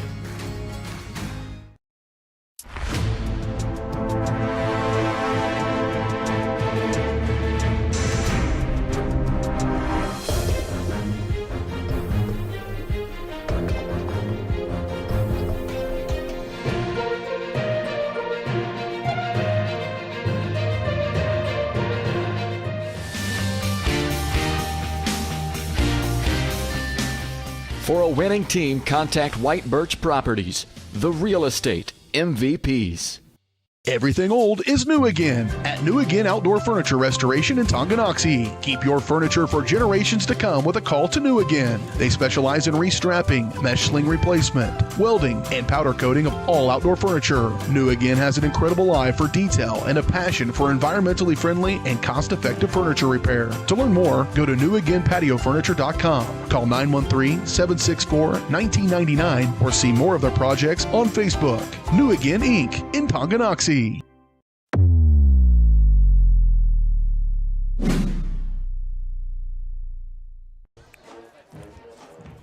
Folks, don't forget, next Friday, the annual Tonganoxie Spooktacular will be taking place 6 to 8 p.m. on 4th Street in downtown Tonganoxie. Bring your kids out and trick-or-treat on 4th Street, sponsored by the Tonganoxie Business Association and your local businesses. With over 45 stops to trick-or-treat, it'll be fun for all. Unfortunately, partner, I don't think I'll be able to take you trick-or-treating. We'll be here broadcasting. I hope my sisters make it out, Lily and Graceland. Mom, sorry, but I think you got to take them now. It'll be fun for everybody. Over 45 stops, that's a lot of candy. That's a good haul, man. No kidding. Tonganoxie High School marching band wrapping up their routine here, and as we're approaching 30 seconds left to go here in halftime, and then I'm sure we'll have a little longer halftime tonight with the senior night festivities keep going, so we'll probably add on another 4 or 5 minutes on the clock. But we'll keep an eye on that, but we've been waiting long enough. Let's take a look, check in at some of these games around the league matchups. Again, those were brought to you by Team Tongi, and I'm getting these scores from the 810 Varsity scoreboard. You can check it out yourselves. Go to 810varsity.com and hit the scoreboard tab. You can get all the scores from all the classes on the Kansas and Missouri sides, and the ones that we're most interested in. Let's start up at the top, and good news so far in Bishop Miege. St. James holding the lead right now, 24-20. A back and forth contest there, and again, Chieftains really needing St. James to pull off the victory there for them to get that home playoff matchup against Ottawa next week. And let's keep scrolling down here. Basehor Linwood in a little bit of a battle themselves, up 20-14 over Pittsburgh. Kind of another game that a lot of people thought Basehor would kind of go in and really handle business, but they got a dogfight in their hands as well, 20-14. Keep scrolling down here. No score reported as yet for Baldwin and Osawatomie. Piper up on top, 21-7 over Bonner Springs. And I think this is a little bit of the shocker so far tonight. The Eudora Cardinals, 26-0 over the Spring Hill Broncos, the undefeated Frontier League leading Spring Hill Broncos. It's quite interesting, that Spring Hill team, because we've seen them ever since that matchup they've had against Tongi. They got taken to overtime, and then they went the week after that. I believe they played. Oh my God, who did they just play last week? I'm drawing a blank. Had a terrible time, but that was another close game for them. It was as well, and now here they are tonight, trailing 26-0 in a deep hole against Eudora, and that one is at halftime as well. The other matchup to keep an eye on for Tonganoxie, not going so much in our favor. Paola up on top of Lewisburg, 13-0. Again, we needed Lewisburg to win that game as well in case of St. James can't hold on against Bishop Miege. So 13-0 in favor of the Paola Panthers. And you got the matchup here, 17-10. Tonganoxie and Atchison taking on Washington. No score reported there. So again, we will continue to keep an eye on those. I know they're keeping an eye on them here in the press box. Mitch Loomis giving updates on those scores as they come in over the PA system. And that is definitely the games that Coach Schroyer, I'm sure he's probably got his mind on it too. I'm sure that they're all thinking about it, but I think as of right now, you got to not worry so much about what could possibly happen next week. Yeah, you got to focus in tonight. Yeah, no question. Yeah. But don't forget, with that long return and ending the half with a 42-yard field goal, and Ottawa will get the second half kickoff, so they've got momentum on their side. So Chieftains need to come out ready to go. Yeah, Chieftain defense needs to come out strong, make a statement Be nice for them to get a 3 and out and then give the ball right back to the offense, and they can go down and score a touchdown. Maybe that'll kind of get the spark really going, and Chieftains can go on a run and close out the ball game early. We'll go ahead and take our final break here of the halftime show. We'll be right back with second half action right after this. You're watching Chieftain Football on Tonganoxie Sports Live. Tees, fun fashions, team threads, and even candy for the kids. That's the Rustic Heifer in Tonganoxie. The Rustic Heifer is helping make Tongi a boutique lover's paradise. One of a kind, handmade, locally sourced decor, clothes, and accessories. Find the right style for a night out on the town or the best fan gear for the big game. Support local, shop local. Find them on Facebook at Rustic Heifer Boutique and Custom Gifts, or stop by 616 East 4th Street in Tonganoxie. Come count the ways 1866 Bar and Grill is Tongi's tastiest. Incredible selection, delicious preparation, and a beautifully designed space all make 1866 one of the area's premier eateries, delivering big city taste in a small town atmosphere. Satisfying sandwiches, sizzling steaks, the best burgers anywhere, and even lovely lemonade. See the full menu on Facebook at 1866 Bar and Grill, or order now by calling 913-369-7007. Has your furnace left you out in the cold? Pipes plugged? Are you underwater with your water heater? If so, you'll be glad you called Ladd. Ladd Service Company in Tonganoxie has been your heating, cooling, and plumbing specialist since 1986. Ladd is your dealer for top quality brands like York, Aprilaire, and Wolverine Brass. Plus, they maintain and service all other brands. Schedule your appointment by calling 913-369-3509. Visit laddserviceco.com to see why you'll be glad you called Ladd. Thinking about starting your next home improvement project? Make sure you call 811 before you dig. Once you call 811, wait a few days for the utilities to mark your yard with paint or flags so that you don't unintentionally dig into an underground utility line. Hitting a buried line can disrupt your neighborhood's utility service, cost money to repair, or cause serious injury or death. Southern Star asks you to protect your community. Dig safely. Call 811.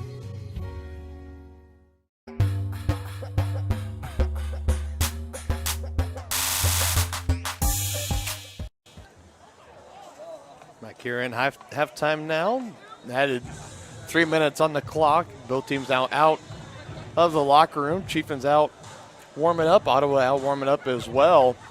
And again, as we talk about a really bizarre first half for the Chieftains, a very inconsistent play so far tonight, especially in the running game after a week of pure dominance on the ground. Tonganoxie kind of held in check for the most part tonight. They've had a couple of big gainers tonight. You know, their biggest play of the night, though, as I'm looking through it, actually came through the air. It was the McGraw passed the Holthouse for 43 yards on that first drive, the opening drive for a touchdown. The run by Sam Clydesty at the beginning of the game. Ever since then, Chieftain offense been held in very well. It'll be interesting to see what adjustments they make here. And again, Tonganoxie will kick it off here to start the second half. They will not receive, as they typically do when they win the opening coin flip. So Ottawa will be getting the ball down 17-10, but like my partner kind of said before we took that last break, momentum fully on their side after the 42-yard field goal made and by Reese Fogel. Just an absolute huge momentum swinger, and it helps Ottawa hang in this ball game. And it kind of gives them a fighting chance here. Again, Ottawa, kind of a team throughout the year, hasn't really been in many close ball games. The only games they've won, again, we're against the two bottom teams of the Frontier League, Bonner and you know, we've talked with AD Cody Witt and some others, and you know, we talked about, you know, next week with the playoffs, because with the new playoff format in 4A, everyone is guaranteed at least one playoff game. They call it Week 9 in the bracket, and again, if you want to see that bracket when it gets released, they'll probably have it released on Keisha's website, probably over the weekend, maybe on Monday at the latest. They get it out there pretty quick. You know, definitely something we'll be keeping an eye out for as well. But you know, it's going to be pretty crazy because the Tonganoxie, again, this is worst case scenario. If they do not hold on tonight, that will drop them down to 3-5 on the year, and there is a cluster of other teams in the 4A East Division that are sitting at 3-5, and the seeding would get a lot more difficult, a lot more complicated, and Tonganoxie would more than likely lose their home playoff game as well. So that'll be interesting, something to keep an eye on.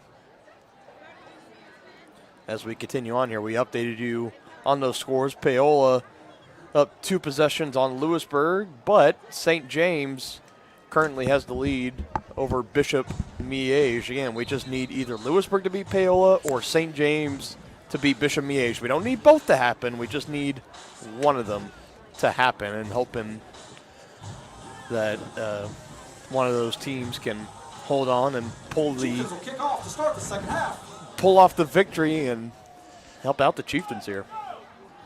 These Chieftains need to take care of business this second half. Yes, they do.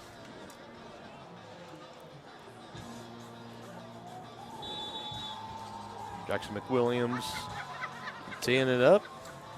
Back to receive is Reed Cox for Ottawa, and we are ready for second half action, and he lets this one bounce, and again, going to be returning it at about the 5, and trying to return it, and he does. That's number 14, Brendan Briley. There to wrap him up and bring him out of bounds. Much better job that time on the kickoff. Yeah, better coverage that time. Ottawa will take over 1st and 10 from their own 18. So Ottawa taking over 1st and 10, ball at their own 18-yard line. See if these Chieftains can get a 3 and out.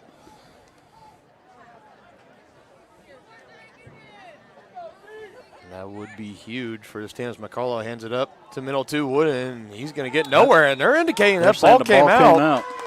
And Tonganoxie has it. Wow, that's just what the doctor ordered there. Connor Brew coming out of the pile of bodies, and you can hear it, the Brew crew, as they call themselves. He recovers the fumble, and would you look at that? Tonganoxie defense coming out and getting it done. They're going to be taking over now at Ottawa's 18-yard line. Well, this could be a statement right here. This could be, and just think, if you're over on that Ottawa sideline, all that momentum that you possibly had, gone at the moment, barring any crazy, an interception or a fumble here for Tonganoxie, as McGraw looking to throw and a quick slant out, and that's Holthouse, and he collects, and he's inside the 10. Good job. Pushed out of bounds near the 6-yard line.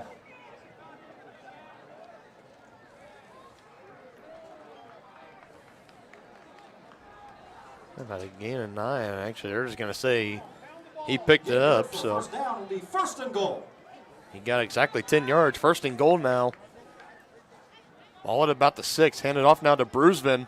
He cuts through, and that's exactly how you want to start the second half if you're Tonganoxie. 3 plays later, Chieftains are in the end zone for 6.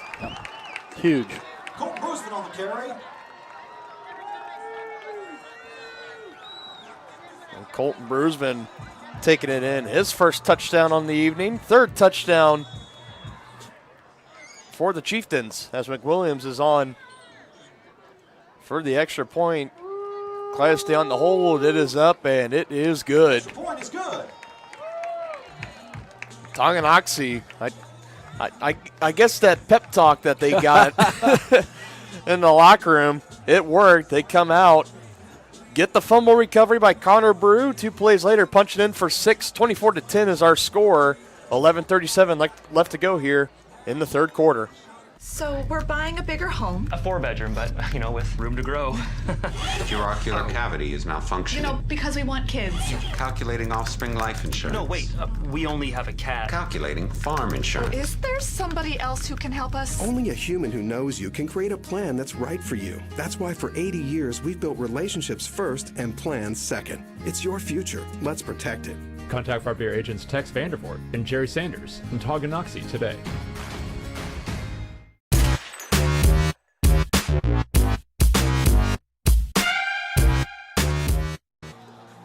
Fast and furious start here. Couldn't ask for a better start. No, for the you Chieftains. No, you could not.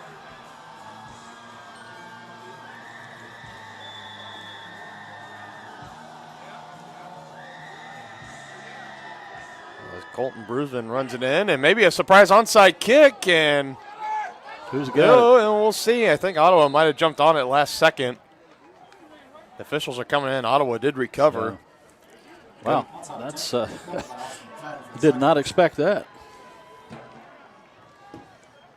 Yeah, number 77, Austin McFadden, jumping on top of that one. A little bit of a surprise there. Yeah, Jackson The Williams Chieftains. did a good job on that. It was very recoverable, but it was just not to be, I guess. I think they might have been getting close to maybe it not, because I don't think you can touch it before it goes 10 yards. Right. So, I mean, it was right there, pretty bang, and Chieftains had a chance to recover, but Ottawa hops on it, so they'll be taking over 1st and 10. Ball at their 44, great field position. Gabe Bailey putting pressure on McCullough, and the pass is behind his receiver and incomplete. Wyatt Harris there, the nearest in coverage, as McCullough was looking for number 22, Hayden Dury.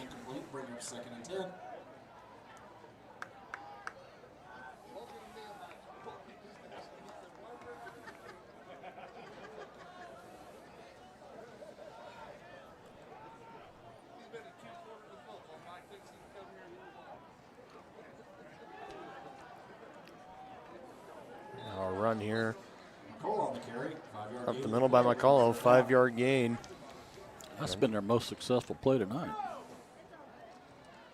And McCullough definitely, he's been getting it done with his legs this evening. Messersmith in on the stop, 24 tackles, 17 solos for Jack Messersmith. Also on the team, his brother Tommy. And now they're design quarterback run, and McCullough feeling the pressure, and he's hit hard. Andrew Colvert coming in and laying the wood. I think that was a tackle for loss. McCullough's carry for no gain, hit in the backfield by Connor Brew. And Connor Brew in on the stop as well. Bring up 4th down for the Cyclones. So, partner, I hate to even put this in the air. So you probably shouldn't then. We haven't seen a single flag tonight. And you did it anyways. That is true. It has been a clean game on both sides for both teams.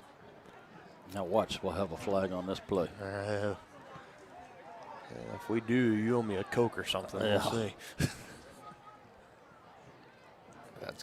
Punt's gonna roll inside the 20, and good job. No announcer jinx for you tonight. As of yet. We'll see. Chieftains will be taking over. 1st and 10. They're going to spot it at the 18. Both punters have done a really good job. Yeah, they have. They've done a good job.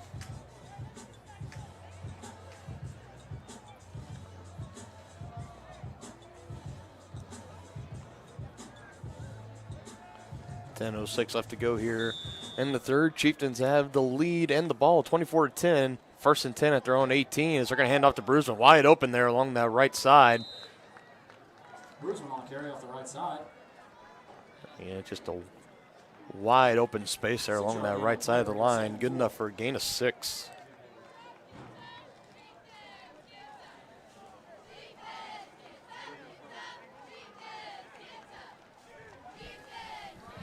Tonganoxie can go down the field and score a touchdown here. They will be in great position for the rest of this ball game. 2nd and 10 now, and another quick pass, and this one through the hands of Holthouse, and it flutters through the air, but goes out of bounds. Bring up 3rd down. That's going to bring up 3rd and 4. We've seen that a couple times tonight. A lot of times McGraw likes to hit Holthouse kind of on the go route down the field, but we've seen a lot of times tonight a little quick step off the line of scrimmage and kind of a quick flat or slant out towards the sideline. Holthouse, you can kind of see it down there. He's got a lot of separation between him and a defender, and there it is again, just stopping, curling back to the ball, and you know what, partner? You know when I said you shouldn't have put that in the air? We have a flag on the far side. And by the body language of McGraw, it's going to be on Tonganoxie. You suck. And downfield on the And what a penalty. Yeah, your my favorite. favorite. Play third down. Ineligible receiver down the field, so wipe off the first down play. Cajuns are going to be backed up now. It'll be about 3rd and 9.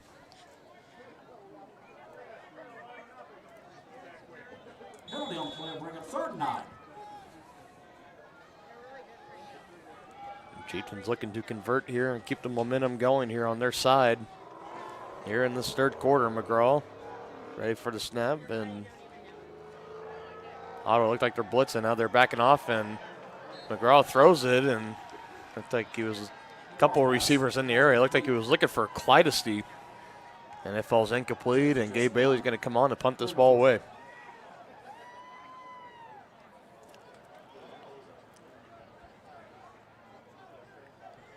You just had to say it, didn't you? I did. You just had to say it. Well, I can't remember another game that we've done that we haven't seen a flag in the first half on either team. That's pretty amazing. No, yeah, I mean, it's not just one team, it's both teams. Right. Both been fairly clean so far. Another good punt here from Gabe Bailey is fair caught by Reed Cox. Take over 1st and 10. Right at the 40-yard line, and that is where Ottawa will take over 1st and 10.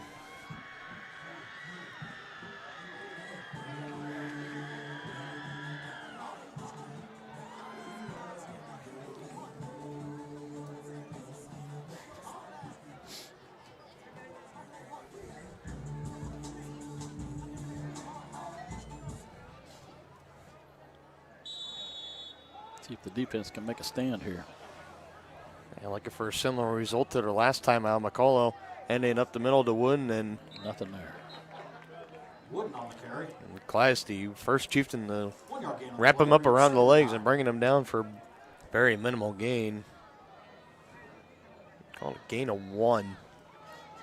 Looked like he might have just been held at the line of scrimmage, but falling forward just enough for a yard. 2nd and 9 now for the Cyclones. McCullough now pulling the ball out of the gut, and he's going to run it himself, trying to stretch it out, and here you go. There's going to be another flag, and I think this is going to be holding as both flags thrown in the area of number 64, Tommy Evans, for Ottawa. Again, you just had to say it. All right, now I'm done. Both teams playing a clean first half, but now then the first couple of possessions in the second half, both teams getting their first penalties of the evening. Here's the call from our head official. Holding on the offense, 10-yard penalty. Replay 2nd down. As it is holding.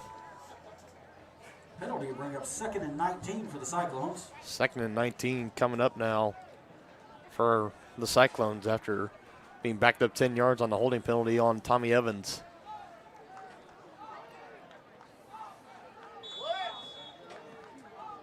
Tonganoxie's wanting to bring a little blitz stun, and they get through, and McCullough firing downfield and is up and is caught by Reed Cox.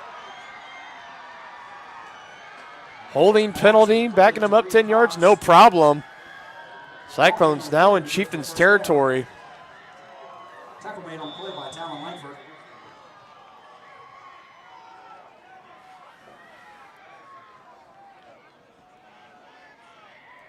Nearly a 30-yard pickup through the air on that one. Talon Langford bringing them down for Tonganoxie, 1st and 10 in Chieftain territory for the Cyclones, as Wooden now cutting back and getting back upfield. Wooden on the carry. And picking up some positive yard, and he threw the ball. He threw, yeah. I'm surprised we didn't get a flag there. Yeah, and the official is. Bring up 2nd and 6. Yeah, I'm really surprised we did not see a flag there. Wooden, after the play was blown dead, he comes up and he threw the ball, and the official was maybe a couple of yards from him. He threw it right in his chest. Yeah, that was I don't understand that. I mean, if I'm the official, I'm throwing the flag personally. Yeah. I mean, you're not going to do that to me, but now back to Wooden. Wooden on the carry. And after picking up Tackle made on the play 3 by on the Devin last Spiegel. play, he might have picked up 2 on that one.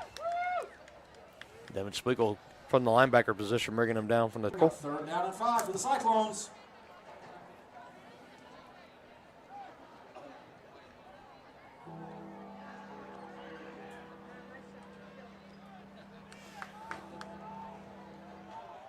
3rd and 5 here as we are approaching 7 minutes left to go here. McCullough, design quarterback run. And Classy coming around from the backside. Gets him tripped up, but Andrew Colvert also coming up.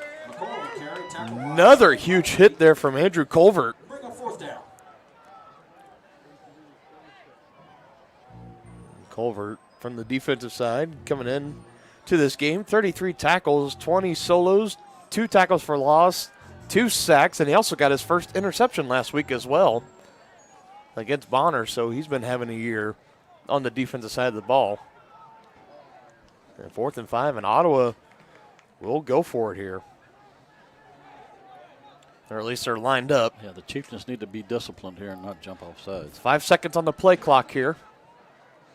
Man in motion. They are going to snap it. He's looking for Reed Cox, and now he's going to take off, and he's going to run with it, and he's going to pick up the 1st down. He was tripped up by Spleakle. Brought down by Devin Spleakle. And McCullough picking up the 1st down with his legs.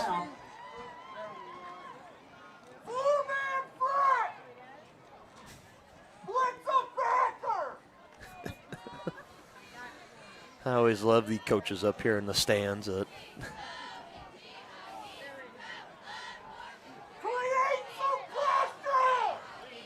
at the middle of the wood, and he's going to be met immediately and stopped. Brought down in the backfield by Andrew Colvert and Devin Spleakle, along with another host of Chieftains. Bring up 2nd down. Colvert, Spleakle, and Nathan Smith were the 3 I saw back there.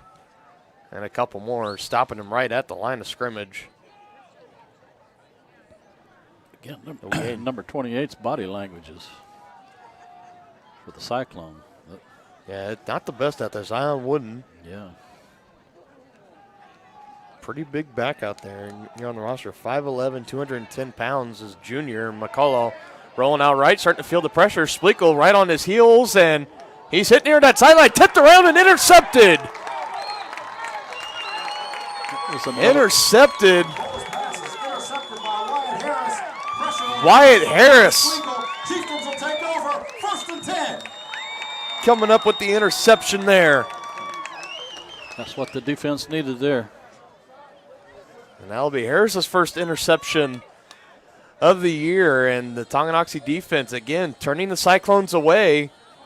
Ball coming back to the offense. 5 minutes left to go here in the 3rd quarter. And McCullough, he felt the pressure there, rolling out near his sideline. On the far side, he had Spleakle right behind him. Bailey was coming in. I didn't quite catch the number. Somebody put a hit on him near that sideline as well. And it was bounced around. Little trickery here for Bailey, and oh no! Hit from behind, and they're going to say incomplete. And that was Gabe Bailey. We saw him actually practice that play in pregame, so we Chieftains going for the razzle-dazzle there, but instead it's going to be an incomplete pass.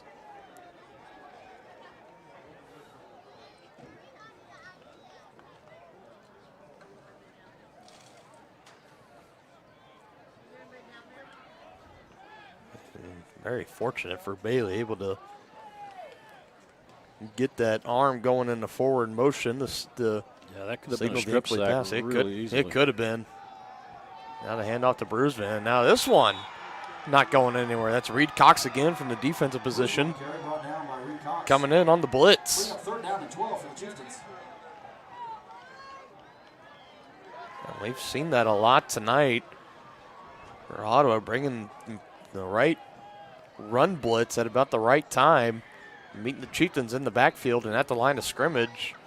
Quite a lot in this game. This one, a loss of 2. So it's going to bring up 3rd and long, 3rd and 12. And we'll see what Tonganoxie dials up here on the pass. McGraw's looking for a Holthouse, and it's going to be way too long and incomplete, and they're asking for maybe a defensive holding or pass interference. Parents in the stands and Holthouse on the field, and even the coaches. Now Al Troyer starting to bark at the officials. And so that falls incomplete, so Chieftains not able to capitalize on the interception as they go 3 and out. They're going to be punting away. Chieftains in punt formation. Reed Cox back to receive for the Cyclones.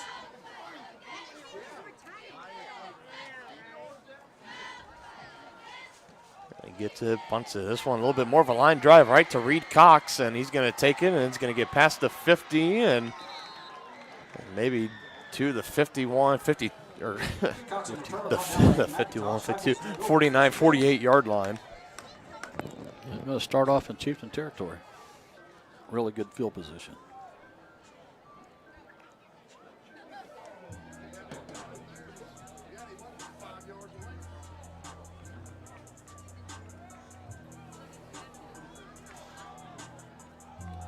Ottawa's going to be having great field position. Ball will be placed at the Chieftain 49-yard line. 4:01 left to go here. 24-10 is our score. Tonganoxie on top. And after a fast start, to open this half, they've kind of been held down so far. Now Ottawa looking to get momentum back and rolling as McCullough again trying to pull it out, but he's not going to slip away. As the Chieftains wrap him up in the backfield for a loss of a couple yards. McCullough on the carry, brought down in the backfield by Nathan Smith. There's Nathan Smith there, his second tackle for loss in this game alone.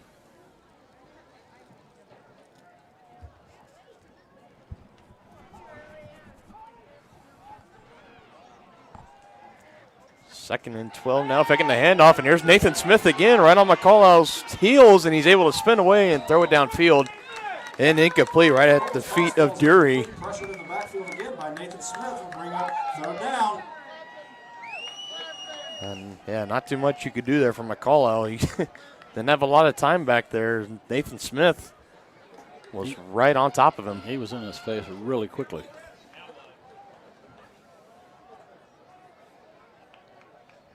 I got a third and long here. Chieftains need to hold him. Third down and 12.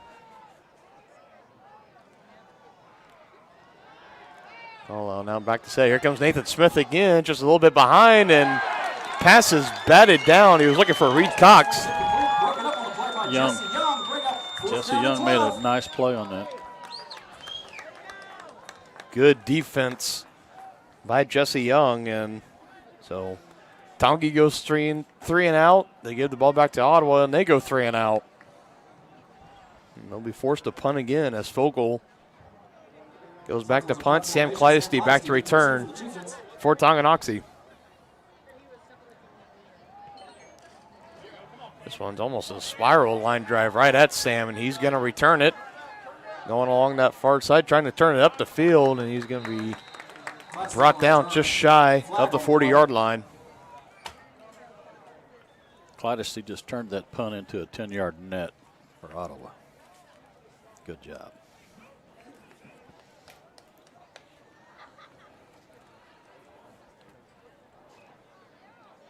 We do have a flag. We do have a flag on the field, and should have kept my mouth shut. You should have, but anyways. Again, I'm almost willing to say 9.5 times out of 10. These will be on the receiving team. Blindside block on the receiving team. 15-yard penalty from the spot on the foul. First down. That's a pretty harsh one right there, called blindside block, 15 yards. Yeah, there goes the field position.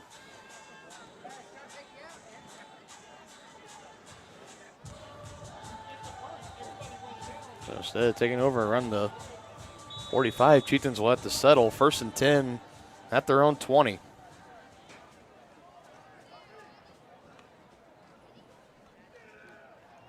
So they go with a run up the middle, and another flag coming in here. After the run by Brusvin there.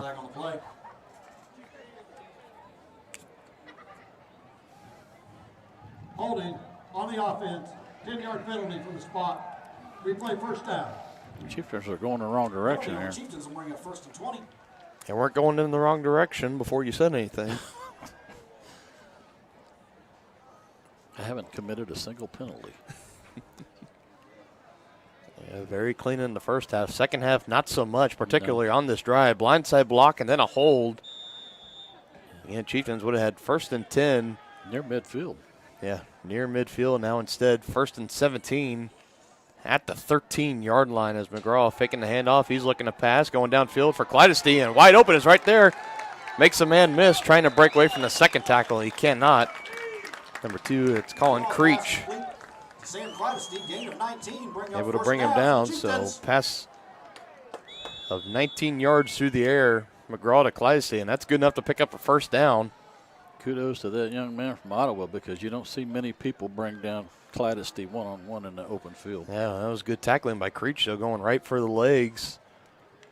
Wrapping him up lower. They can't go anywhere without their legs. Another quick pass out to Holthouse as he catches it, and he breaks the tackle and gets past that first down marker. To Holthouse, who breaks the tackle. 16-yard gain on the play. Bring up first down for the Chieftains. And 16 yards there on that one. I think McGraw he just might break 100 yards through the air tonight. And I believe that'd be the first time this year he'd have 100 passing yards in a game. He might have done it one time before, back in the Lewisburg game. I'll have to go back and check on that during the next break. But McGraw having a good night, looking to hit it again. He got hit there and just beyond the fingertips of Holthouse. He was double covered, too. Falls incomplete, intended downfield for Isaiah Holthouse. Bring up 2nd and 10. What we got? And again, while we do have a break here, I do want to give a shout out to just the what we call it, the community here at Tonga. I mean, they take really great care of it. We just had another care package dropped off here as Bruceman now running it up the middle, breaking some tackles and past the first down marker. What do we got here? Pulled pork sandwiches. Those are good. And thank you again to another shout out to the Booster big man Club. there. Cooper Jones. Yep. Cooper Jones. He was stride for stride there pushing the pile.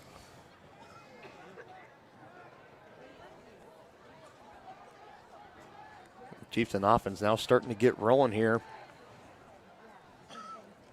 Another handoff up the middle, and that one not going anywhere.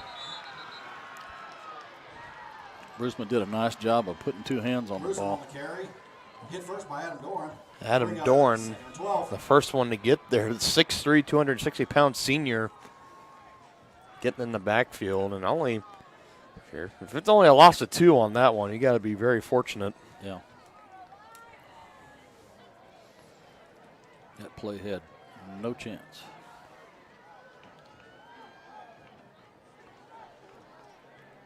Now 2nd and 12 here. Colvert in the backfield, and he's going to get the handoff.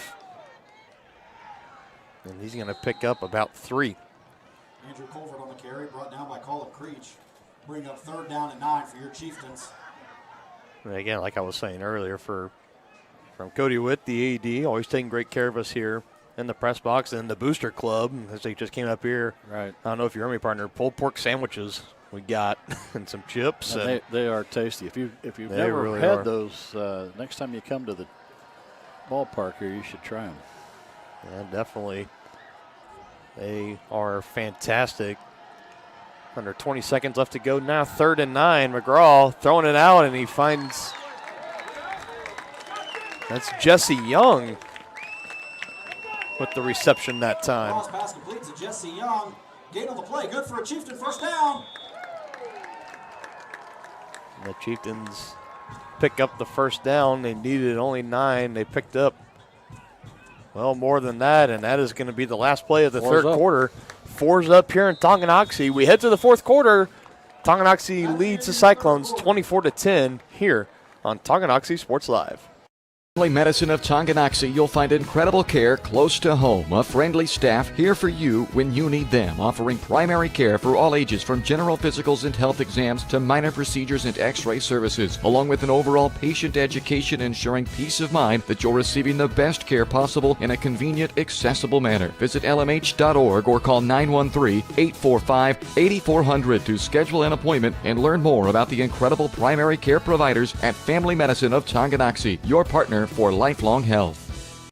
For more than 20 years, Kevin Gallagher with American Family Insurance has been serving area families and businesses. As members of your community, Kevin and his staff understand how important it is to be there for you, their trusted neighbors and friends. With locations in Tonganoxie and Kansas City, the Kevin Gallagher Agency is building stronger partnerships. Get a quote today by calling 913-369-4444. That's 913-369-4444. Home, life, auto, farm, and more. The Kevin Gallagher Agency, American Family Insurance.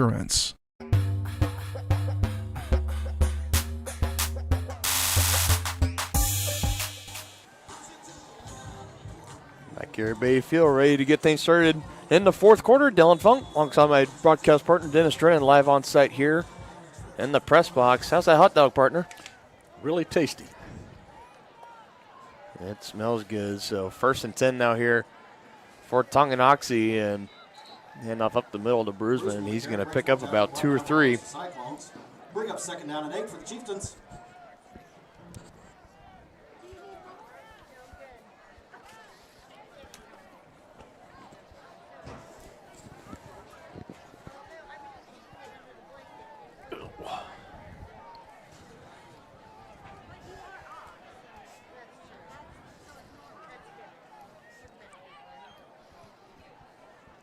Second and 8 play back up again the middle to Brusman, and the offensive line for Tongi just getting pushed back. You kind of saw, looked like that was McIntosh there for Tongi getting pushed right back into the lap of Brusman, but able to get around him, and he's going to picks up 7, so they'll bring up 3rd and 1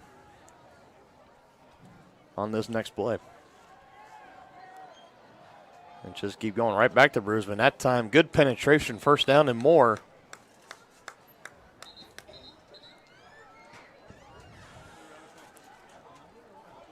Well, looks like we might have a Cyclone down on the field, and they're going to call a timeout. We're going to go ahead and take this quick timeout with them. We'll be right back with more after this on Tonganoxie Sports Live. For more than 20 years, Kevin Gallagher with American Family Insurance has been serving area families and businesses. As members of your community, Kevin and his staff understand how important it is to be there for you, their trusted neighbors and friends. With locations in Tonganoxie and Kansas City, the Kevin Gallagher Agency is building stronger partnerships. Get a quote today by calling 913-369-4444. All right, back here after a quick timeout. McGraw. A little play action here for Chieftains, and he fires it over incomplete to Clydesdale, breaking away from some tackles, and now he's going to be brought down. How many Cyclones is that? I see 1, 2, 3, 4. 4 or 5 in the area, bringing him down. And Al Troyer, he is still not liking the no calls for his receivers. Feels like that they are all being held. And wanting a flag thrown, but he has not gotten one yet this evening. And the Chieftains, no hurry at all, as we are now under 10 minutes left to play here in this ball game. And Chieftains in the driver's seat right now, looking to put this one away here as Clydesdale. Wow. What a run. Sam Clydesdale on the carry, shakes off a tackle. Yeah, shakes off a couple of tackles and zigs and zags his way down. 1st and goal for Tonganoxie.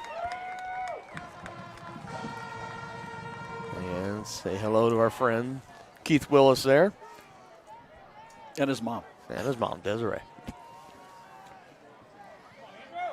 Up the middle to Colvert, lowering the shoulder and near that goal line, and they say he's in.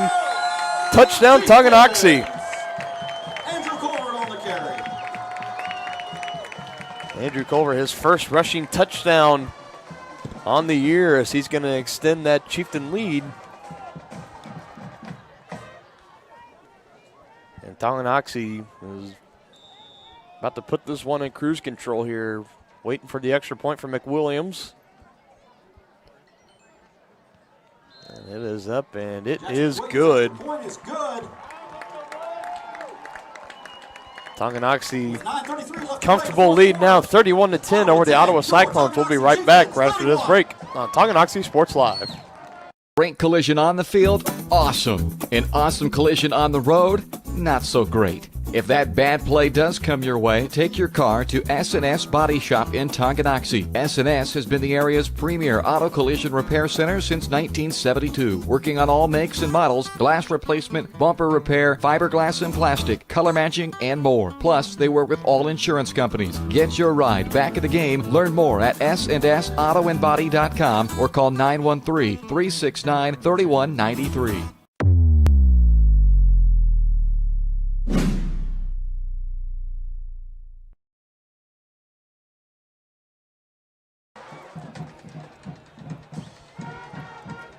So after the rushing touchdown from Andrew Colbert, the lead is now up to 21 for Tonganoxie, 31-10 over the Ottawa Cyclones. 9:33 left to go here in the fourth quarter.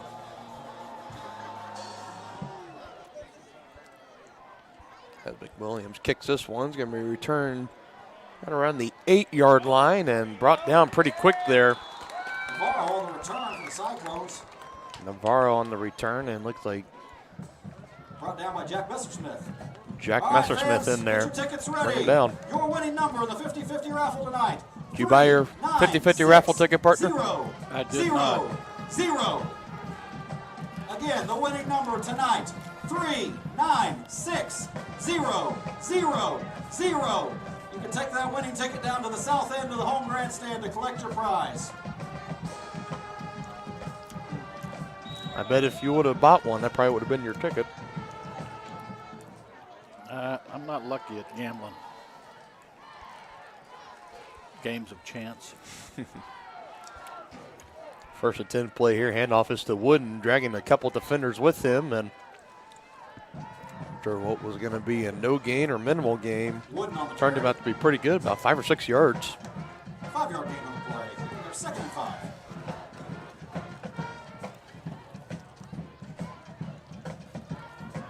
If you're Ottawa here, you got to start showing a little bit of urgency here, a little bit of that fast tempo. Down 3 touchdowns here. They don't seem to be in any hurry. Well, which I mean, hey, that's great for Tonganoxie. Another hand out to Wooden, trying to go with that outside zone, and he's not going to get away. Evan Schwickel, first one to get there, and looked like Connor Brew coming in with backup. Off by Connor Brew on the tackle.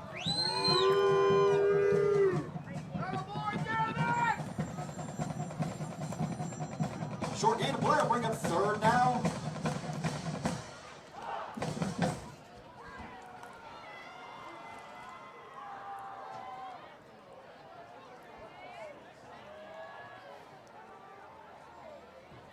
Third and 4 here for Ottawa, and quick flags, and it looks like it's going to be a false start here.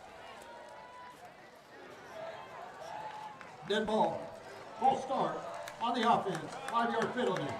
Still 3rd down. Penalty on the play will bring up 3rd and 9 for the Cyclones. Yeah, back them up 5 yards, 3rd and long now for Ottawa. And if you're the Chief in defense, you got Ottawa right where you want them.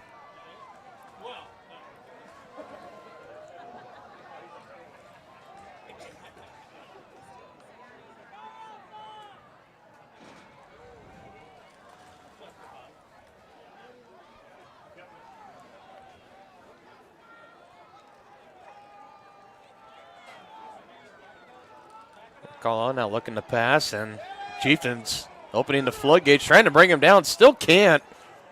And the pass is away, and they're going to say incomplete. Yeah, it looks like he trapped it.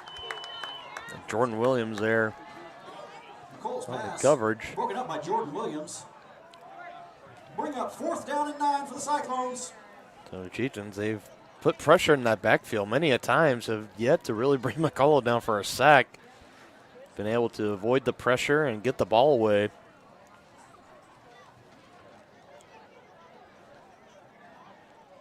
So another punt on the way for Ottawa. Clydesty back to return for Tonganoxie, as he's going to make the fair catch at about the 46. Still good field position. Take over 1st and 10.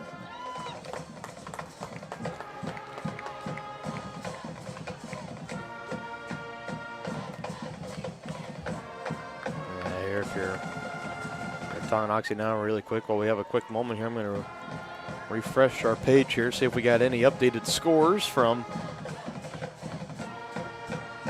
any of our games that we mentioned earlier on. And folks, I am happy to report St. James is leading 38-20 over Bishop Miege, so that is some good news. Really good news.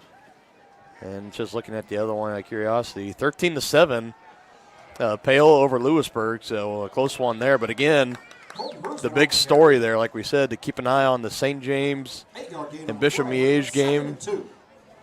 It was going to be, I think we knew it was going to be back and forth. We need St. James to beat Bishop Miege. Right now, they have the lead 38-20 over the Stags. And those two meeting last week in the 4A sub-state matchup, the 4A East sub-state matchup. St. James beating Bishop Miege, and they would go on to win the 4A state championship last year. I know I was very happy to see them get over the hump against Miege, but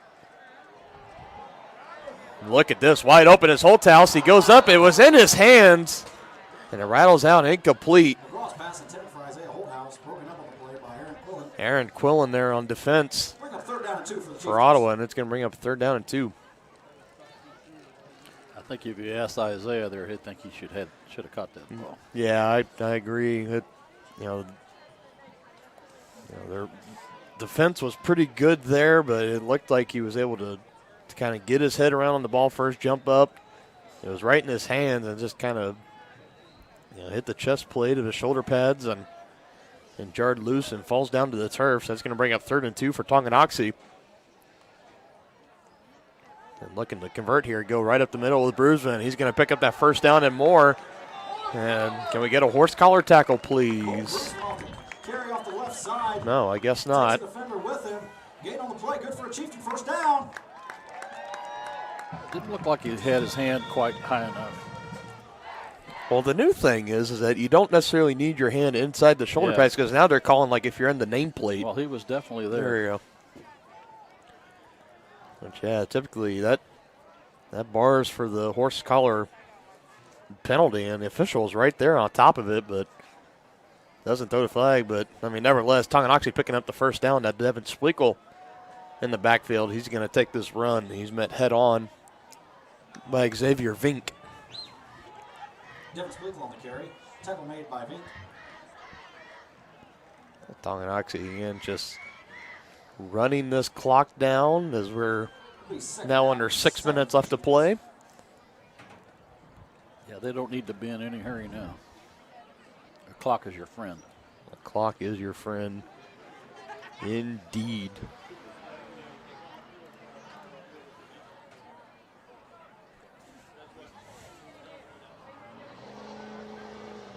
Now faking the handoff, and McGraw, he has had his best passing game of the year so far tonight. Another completion to Clydesty. And he is definitely over that 100-yard mark by now. Again, this is where I wish we always kept a statistician with us so we can always have the live stats to report as we go along. But we're not quite on that level of the professional broadcast that you see, every Sunday and Saturday, but we're doing our best. Nevertheless, yeah. But Trevor McGraw definitely, his best performance he's been on of the year tonight. Yeah, he's been on the money. Which again, is great because if he can carry that in to next week into the postseason, and if they can get a couple of rounds in, it's always good to have great quarterback play. No question. As this one's up the middle, go for about a gain of 5 yards. Tonganoxie threatening again in the red zone, looking to add on to their 21-point lead. Now handing it off to Bruisman and trying to get around the edge and getting tugged on the jersey behind. It's Hayden Dury that was hanging on for dear life back there. Slowing him down just enough as he's about a yard shy at the 1st down. Approaching 4 minutes left to go here. We'll bring up 3rd down and 1.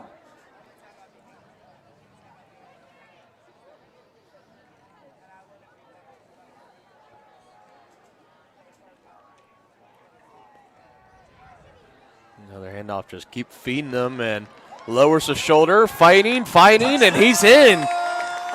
Chieftains. Touchdown, Tonganoxie. On the carry.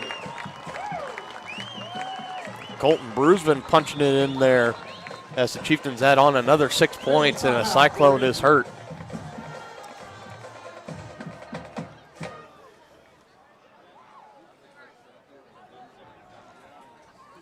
Can't quite get a number, but it looked like kind of in that scrum there. Might have got his ankle rolled up on. Looks like that's what they're attending to. We're going to go ahead and step away here as they tend to the injured player. We'll be right back for the extra point attempt right after this. From its native roots to the bustling community it is today, Tonganoxie's past is as unique as its future. With small town charm and big city amenities, Tonganoxie is the ideal place to grow a business and grow a family. Just 20 minutes from both Lawrence and Kansas City, Tonganoxie is perfectly positioned. Take an afternoon and come explore Tonganoxie. To learn more, go to tonganoxie.org. For more than 50 years, Dr. Richard Dean has been the name Tonganoxie trusts to keep you seeing your best. At Tonganoxie Eye Care, Dr. Dean and Dr. Caitlin Volk know that healthy vision is about more than just seeing 20/20. Whether you're just turning 5 or closer to 65, the doctors at Tonganoxie Eye Care will help you make sure that your vision is clear for the classroom, in the office, on the field, or just relaxing with friends. Tonganoxie Eye Care has a wide range of frames in the showroom, and you can even get prescription sunglasses in your favorite styles. Call 913-845-2030 to book your appointment. Tonganoxie Eye Care, the clear choice for your vision health. State purpose of visit. Well, our tractor's gonna kick the bucket this year. Searching internet for new bucket. I don't need a bucket. Provide bucket color preference. Red, yellow, taupe, magenta. Oh, wait. They are out of magenta. Robots don't know you. We do. I can do a quote on a new one. With us, getting the right coverage starts with a conversation. It's your future. Let's protect it. Contact Farm Bureau agents Tex Vandervoort and Jerry Sanders in Tonganoxie today.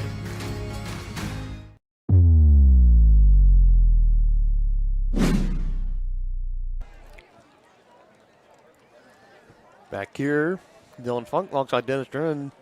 Colton Bruisman running it in for the touchdown, and the injured Cyclone getting help to the side. It looked like they're treating the lower leg injury around the ankle and hoping he's all right. McWilliams now on for the extra point. It's up, and it is down the middle, and that'll make the score 38-10, Tonganoxie.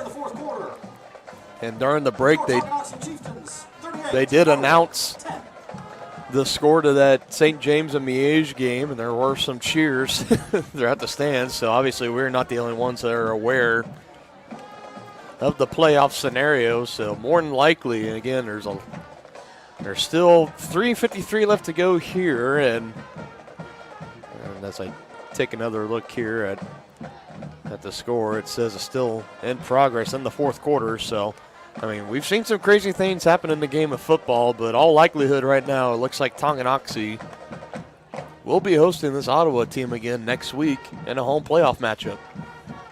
We'll take it. We will take it. And again, don't forget to stick around for our Tonganoxie Sports Live post-game show tonight. We will have a post-game show tonight, I promise. We will not cut the internet off early tonight like they did to us in Bonner. We will have Al Troyer up here. We will get his thoughts on the regular season finale tonight and kind of what he's learned from his team as they've gone throughout this 2021 regular season and his thoughts on the upcoming playoffs. Ooh, and looky there, laying a big hit there. Oh, come on. Taunting. Come on now. That's Jack Messersmith, and made a big tackle, and yeah, the zebra threw the flag. Unsportsmanlike conduct on Tonganoxie. 15 yards from the end of the run. First down. Now let them celebrate. Yeah. You make a big play like that, you deserve to. Well, and the thing was, it wasn't directed toward the player. No. The opposing player. He was celebrating with the sideline. With his team on the sideline, his team on the field. Yeah. But oh no, the Ottawa player got his feelings hurt. So let's throw the flag. Give me a break. This is football, man.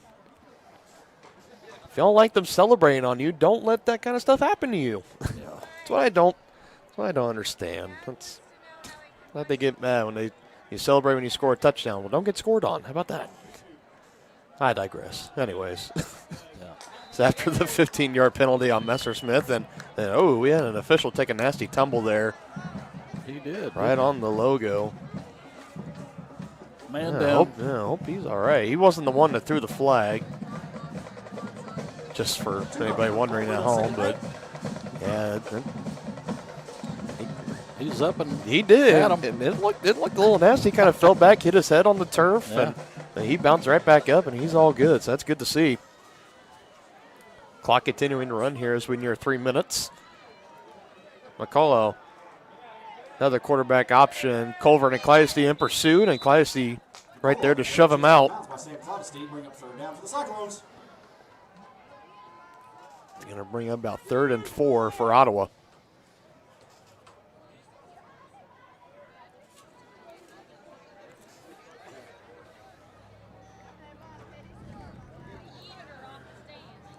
You have to imagine this is probably 4-down territory for Ottawa from here on out. Again, game.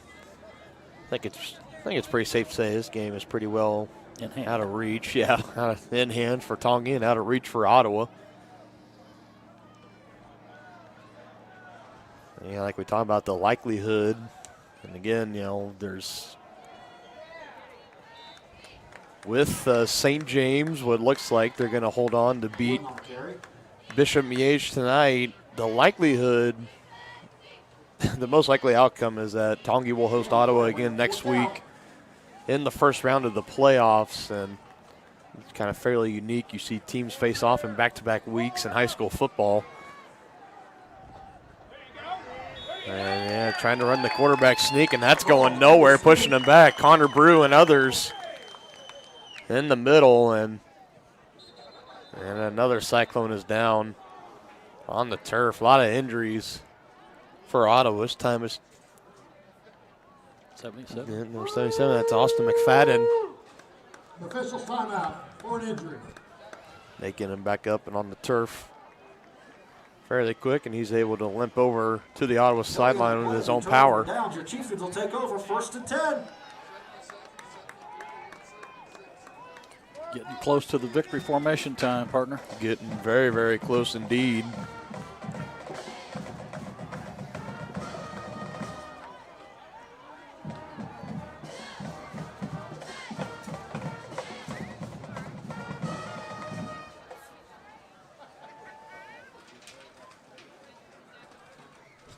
Tonganoxie just a couple first downs away from being able to go into victory formation for this one.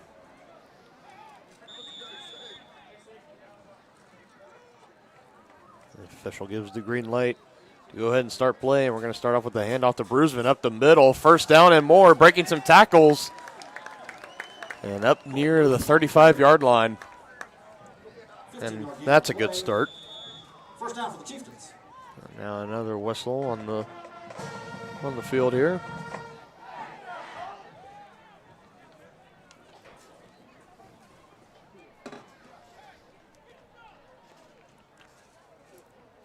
Looks like all is good, so we'll resume 1st and 10. Ball at the 35-yard line. Devin Spiegel now in the backfield. In tailback position for Tonganoxie. Colbert in motion, and he's going to get the handoff following his blocker. Spiegel cutting it up. And look at that strong running there from the tight end, Andrew Colbert. Breaks a couple of tackles. 11-yard gain on the play. Bring up 1st down for the Chieftains. Good run there from Andrew Colbert. So back-to-back first down runs for Tonganoxie. And, just let that clock run, baby. It'd be interesting to see how Ottawa chooses to use their timeouts.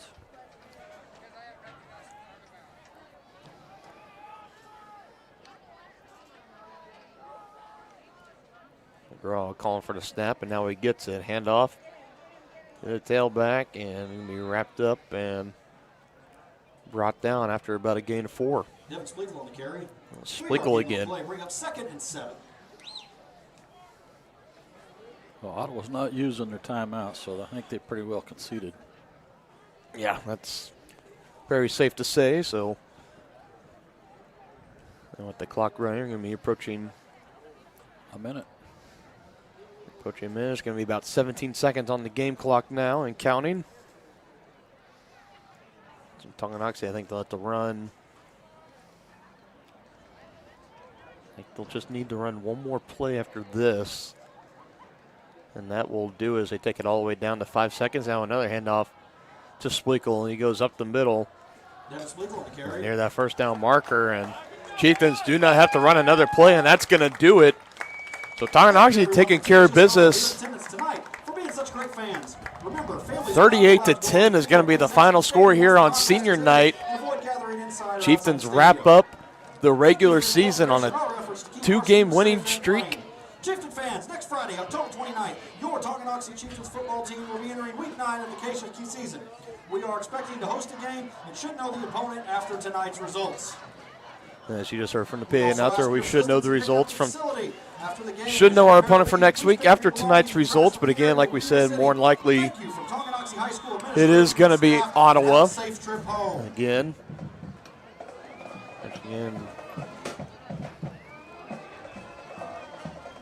So that will do for tonight, 38-10. This is the final score.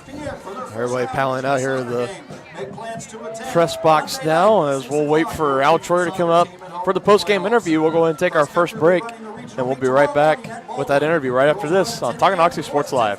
At Kansas Insurance, we know one size doesn't fit all. In fact, our whole mindset is based on customized policies for you and your families. We're local, and we do what we do because we care about you. Think of us as brokers for your insurance needs. Working with Kansas Insurance gets you the award-winning service and attention to detail that only an independent agency can provide. All across Kansas, we're here to help you manage and plan for all types of risk. Contact a local agent today. Kansas Insurance. Local, independent, serving you. A great collision on the field? Awesome. An awesome collision on the road? Not so great. If that bad play does come your way, take your car to S&S Body Shop in Tonganoxie. S&S has been the area's premier auto collision repair center since 1972, working on all makes and models, glass replacement, bumper repair, fiberglass and plastic, color matching, and more. Plus, they work with all insurance companies. Get your ride back at the game. Learn more at snsautoandbody.com or call 913-369-3193. Shop local and save at Brothers Market in Tonganoxie, where we treat you like family. Brothers Market has great everyday deals throughout the store. Enjoy fresh cut steaks from the meat department, the freshest fruits and vegetables from the produce aisle, and savor the flavors from the bakery. Check out their weekly ad to get the best deals on what you need. From apples to aspirin, Cool Whip to cool crisp lettuce. Brothers Market, open daily. Learn more at shopbrothersmarket.com. From its native roots to the bustling community it is today, Tonganoxie's past is as unique as its future.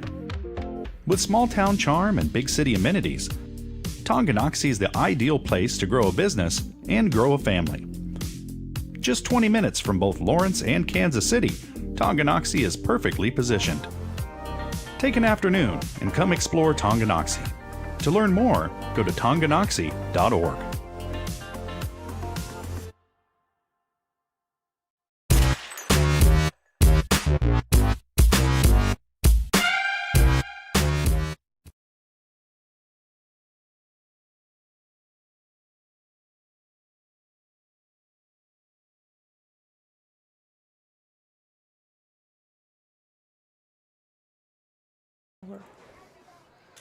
All right, back here at Beatty Field. Chieftains breaking it down at the final huddle. Final score 38-10 tonight. Dylan Funk alongside Dennis Strand. We are anxiously awaiting the arrival of head coach Al Troyer to come up, make his way to the press box. I'm sure he'll talk with the local press first, and then he'll come up and talk to us. Huge win tonight for him, getting back up to 500 on the year, 4-4 record. It's kind of been a game of streaks for for the Chiefs when you think about it. 0-2 to start the year. Then they win 2 straight Pale and Eudora, lose 2 straight Piper, Spring Hill, win the last 2 Bonner and Ottawa. So fairly crazy year. And with the exception of the Spring Hill game, I mean, they were in every game within a possession. The Basel Linwood game. Yeah, or the Basel Linwood, yeah. Yeah, Spring Hill game. They were in that They for went to, overtime. Overtime. And here comes Coach Troyer right now as we'll ready to greet him in here after the win tonight on senior night. And here he is. Hey, Coach, congratulations. Congratulations, Coach. On the win tonight, getting back up to 4-4 on the record for the regular season. Quite an interesting regular season for your team this year. Just kind of what's something you've learned about this team throughout the past 8 weeks? They respond. We struggled early with Baser coming out with Baser and didn't play well, and they got out. They've got a great team, and then Lewisburg losing the one in overtime, and then the kids have just responded. Week in and week out. Especially second half today. We challenged them in the locker room today. Say the first half we didn't play that well. Right. So they responded. Seniors did a great job tonight. They responded and stepped up here in the third and fourth quarter. Yeah. Yeah, they did a great job, and in fact, that's funny that you say that because Dylan was talking about the halftime speech. He said, "I'm sure that the coaches are lighting a fire under their rear ends right now, and we expect to see a different team in the second half." And they certainly did that. They did. They responded. We challenged their pride a little bit. Right. So, and they did respond because we're a team that runs the football, and we didn't run the football in the first half. Right. And and we were able to mix it up a little bit in the second half. Them fumbling off the first play of the second half kind of helped. But yeah, it did. but I mean, hats off to Coach Alexander. They did a great job. They did. Those kids, their kids were ready to play. Yeah. And they challenged us. So we had to get up and get ready to play. And we just got to get ready for next week, no matter who that is. Yeah, speaking of coming out ready to play tonight, Trevor McGraw, I think probably his best game that he's played so far this year from a passing standpoint. Right. You just talk about how much he's grown throughout this past year. Again, only being a sophomore, Right. how much he's grown this year, and what do you expect from here on? Absolutely. I mean, tonight he had more composure than he's had in the last few games. Was able to stay in there. We able to find receivers. We look for great things for him in the future.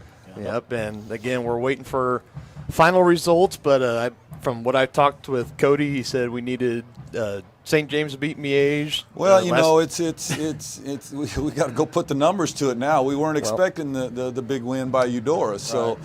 So that kind of throws a wrinkle in it there does. too. So we got to go see where that all plays out, and no matter what, we play here.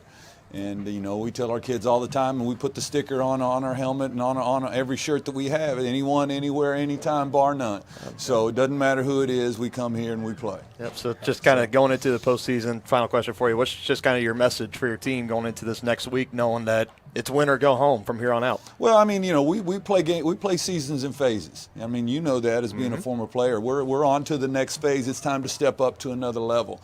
And practices are more intense. They're lighter, but they're more intense. As we get up into this area, we're more focused on what we do. Everything has to be perfect. And there's some pretty good heavy hitters in the brackets right now. So. Well, I'll tell you, and another thing that we were talking about is come playoff time, you really want to watch out for the teams that are hot and on a roll. And I think this Tonganoxie team is really not one that I would want to face at the playoffs. Not at 4-4. Right. Right. So, you're much better than the record. It's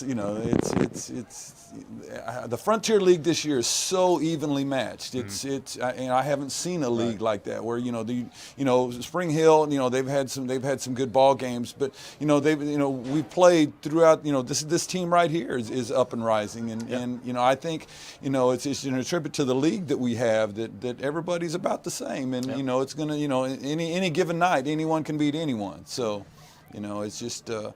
Our kids will come out and fight next week, no matter who it is. Yep, really looking forward to it. Any final thoughts you want to share with the viewers at home, Coach? Well, no, I mean, senior night is always special for us. Our seniors play hard on senior night. We don't usually lose on senior night, so it was a good thing, and I think, and I've been happy with the progress of these kids as we got a lot of young ones that need to grow up. So. No, it was a fun night. So. All right, well, thank you so much for your time, Coach. Go ahead and go count them down. Thanks. All right. Thanks, Coach. Thanks.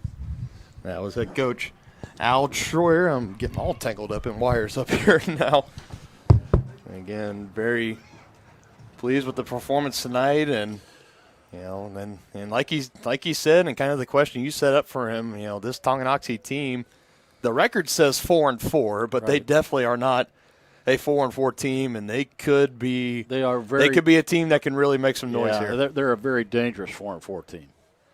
I mean, they have some talent on this team, and I wouldn't want to face them. Yeah, and then I was going down to set up again, like we said, more than likely Ottawa again next week. It is guaranteed to be at home. That we know for sure. We're 90% sure it's going to be against Ottawa. But again, like you said, Eudora finishing off the upset against Spring Hill. Yeah. So Spring Hill so close to being undefeated on the year, but they fall just short. And he said that adds a wrinkle into it. So as far as who we play next week, I guess we'll just have to wait and see. Again, you can check out Keisha's website. You can just go to Google or your search engine. You can just type in Kansas 4A football playoff bracket. It should pull it up on the Keisha website. It'll be right in there. It'll list the site of where the game will take place. It's in Topeka this year, and you should be able to see it right there, the bracket. It'll have the 4A East and the 4A West. You want to look at the 4A East. That's where Tongi will be. And, whoever they face next week, we'll look forward to it. Yeah, one thing we know for sure, partner, we're going to be here next week ready to play a ball game. Absolutely. We will be back, and we will be covering all the postseason action here for your Tonganoxie Chieftains on Tonganoxie Sports Live. If you haven't already, tuning in tonight, go ahead and subscribe to our channel. Hit that notification bell right next to the subscribe button. So anytime we go on air, you will get a notification, and you will never miss a broadcast, and you don't want to miss any more broadcasts because this is playoff football. Yeah. Some of the best you can ask for. Oh, my goodness, I had to catch my breath there for a minute. So that's going to go ahead and do it for our broadcast tonight. Tonganoxie closing out the regular season 38-10 victory over Ottawa on senior night. Like Coach Troyer said, they don't often lose on senior night, and they do not. Getting back to 4-4 on the regular season and looking forward to the challenge of facing whoever. You know, like he says, they got that decal on their helmets. Anyone, anytime, any place, bar none. Well, we know the place. We just don't know the who. Yep, we know the time, we know the place, just don't know the who, but we'll figure that out. Again, be sure to check out those brackets on Keisha. They should be coming out here in the next about 24 to 48 hours, I would guess. So on behalf of everybody at the Harris Media Services, alongside my partner, Dennis Drennan, I'm Dylan Funk saying thank you for tuning in. Good night, and we'll see you next week for playoff action. Take care. You've been watching Tonganoxie High School Athletics on your new home for the Chieftains, Tonganoxie Sports Live. Tonganoxie Sports Live is presented by Kansas Insurance, locally owned and operated. Learn more at kansasins.com. Also by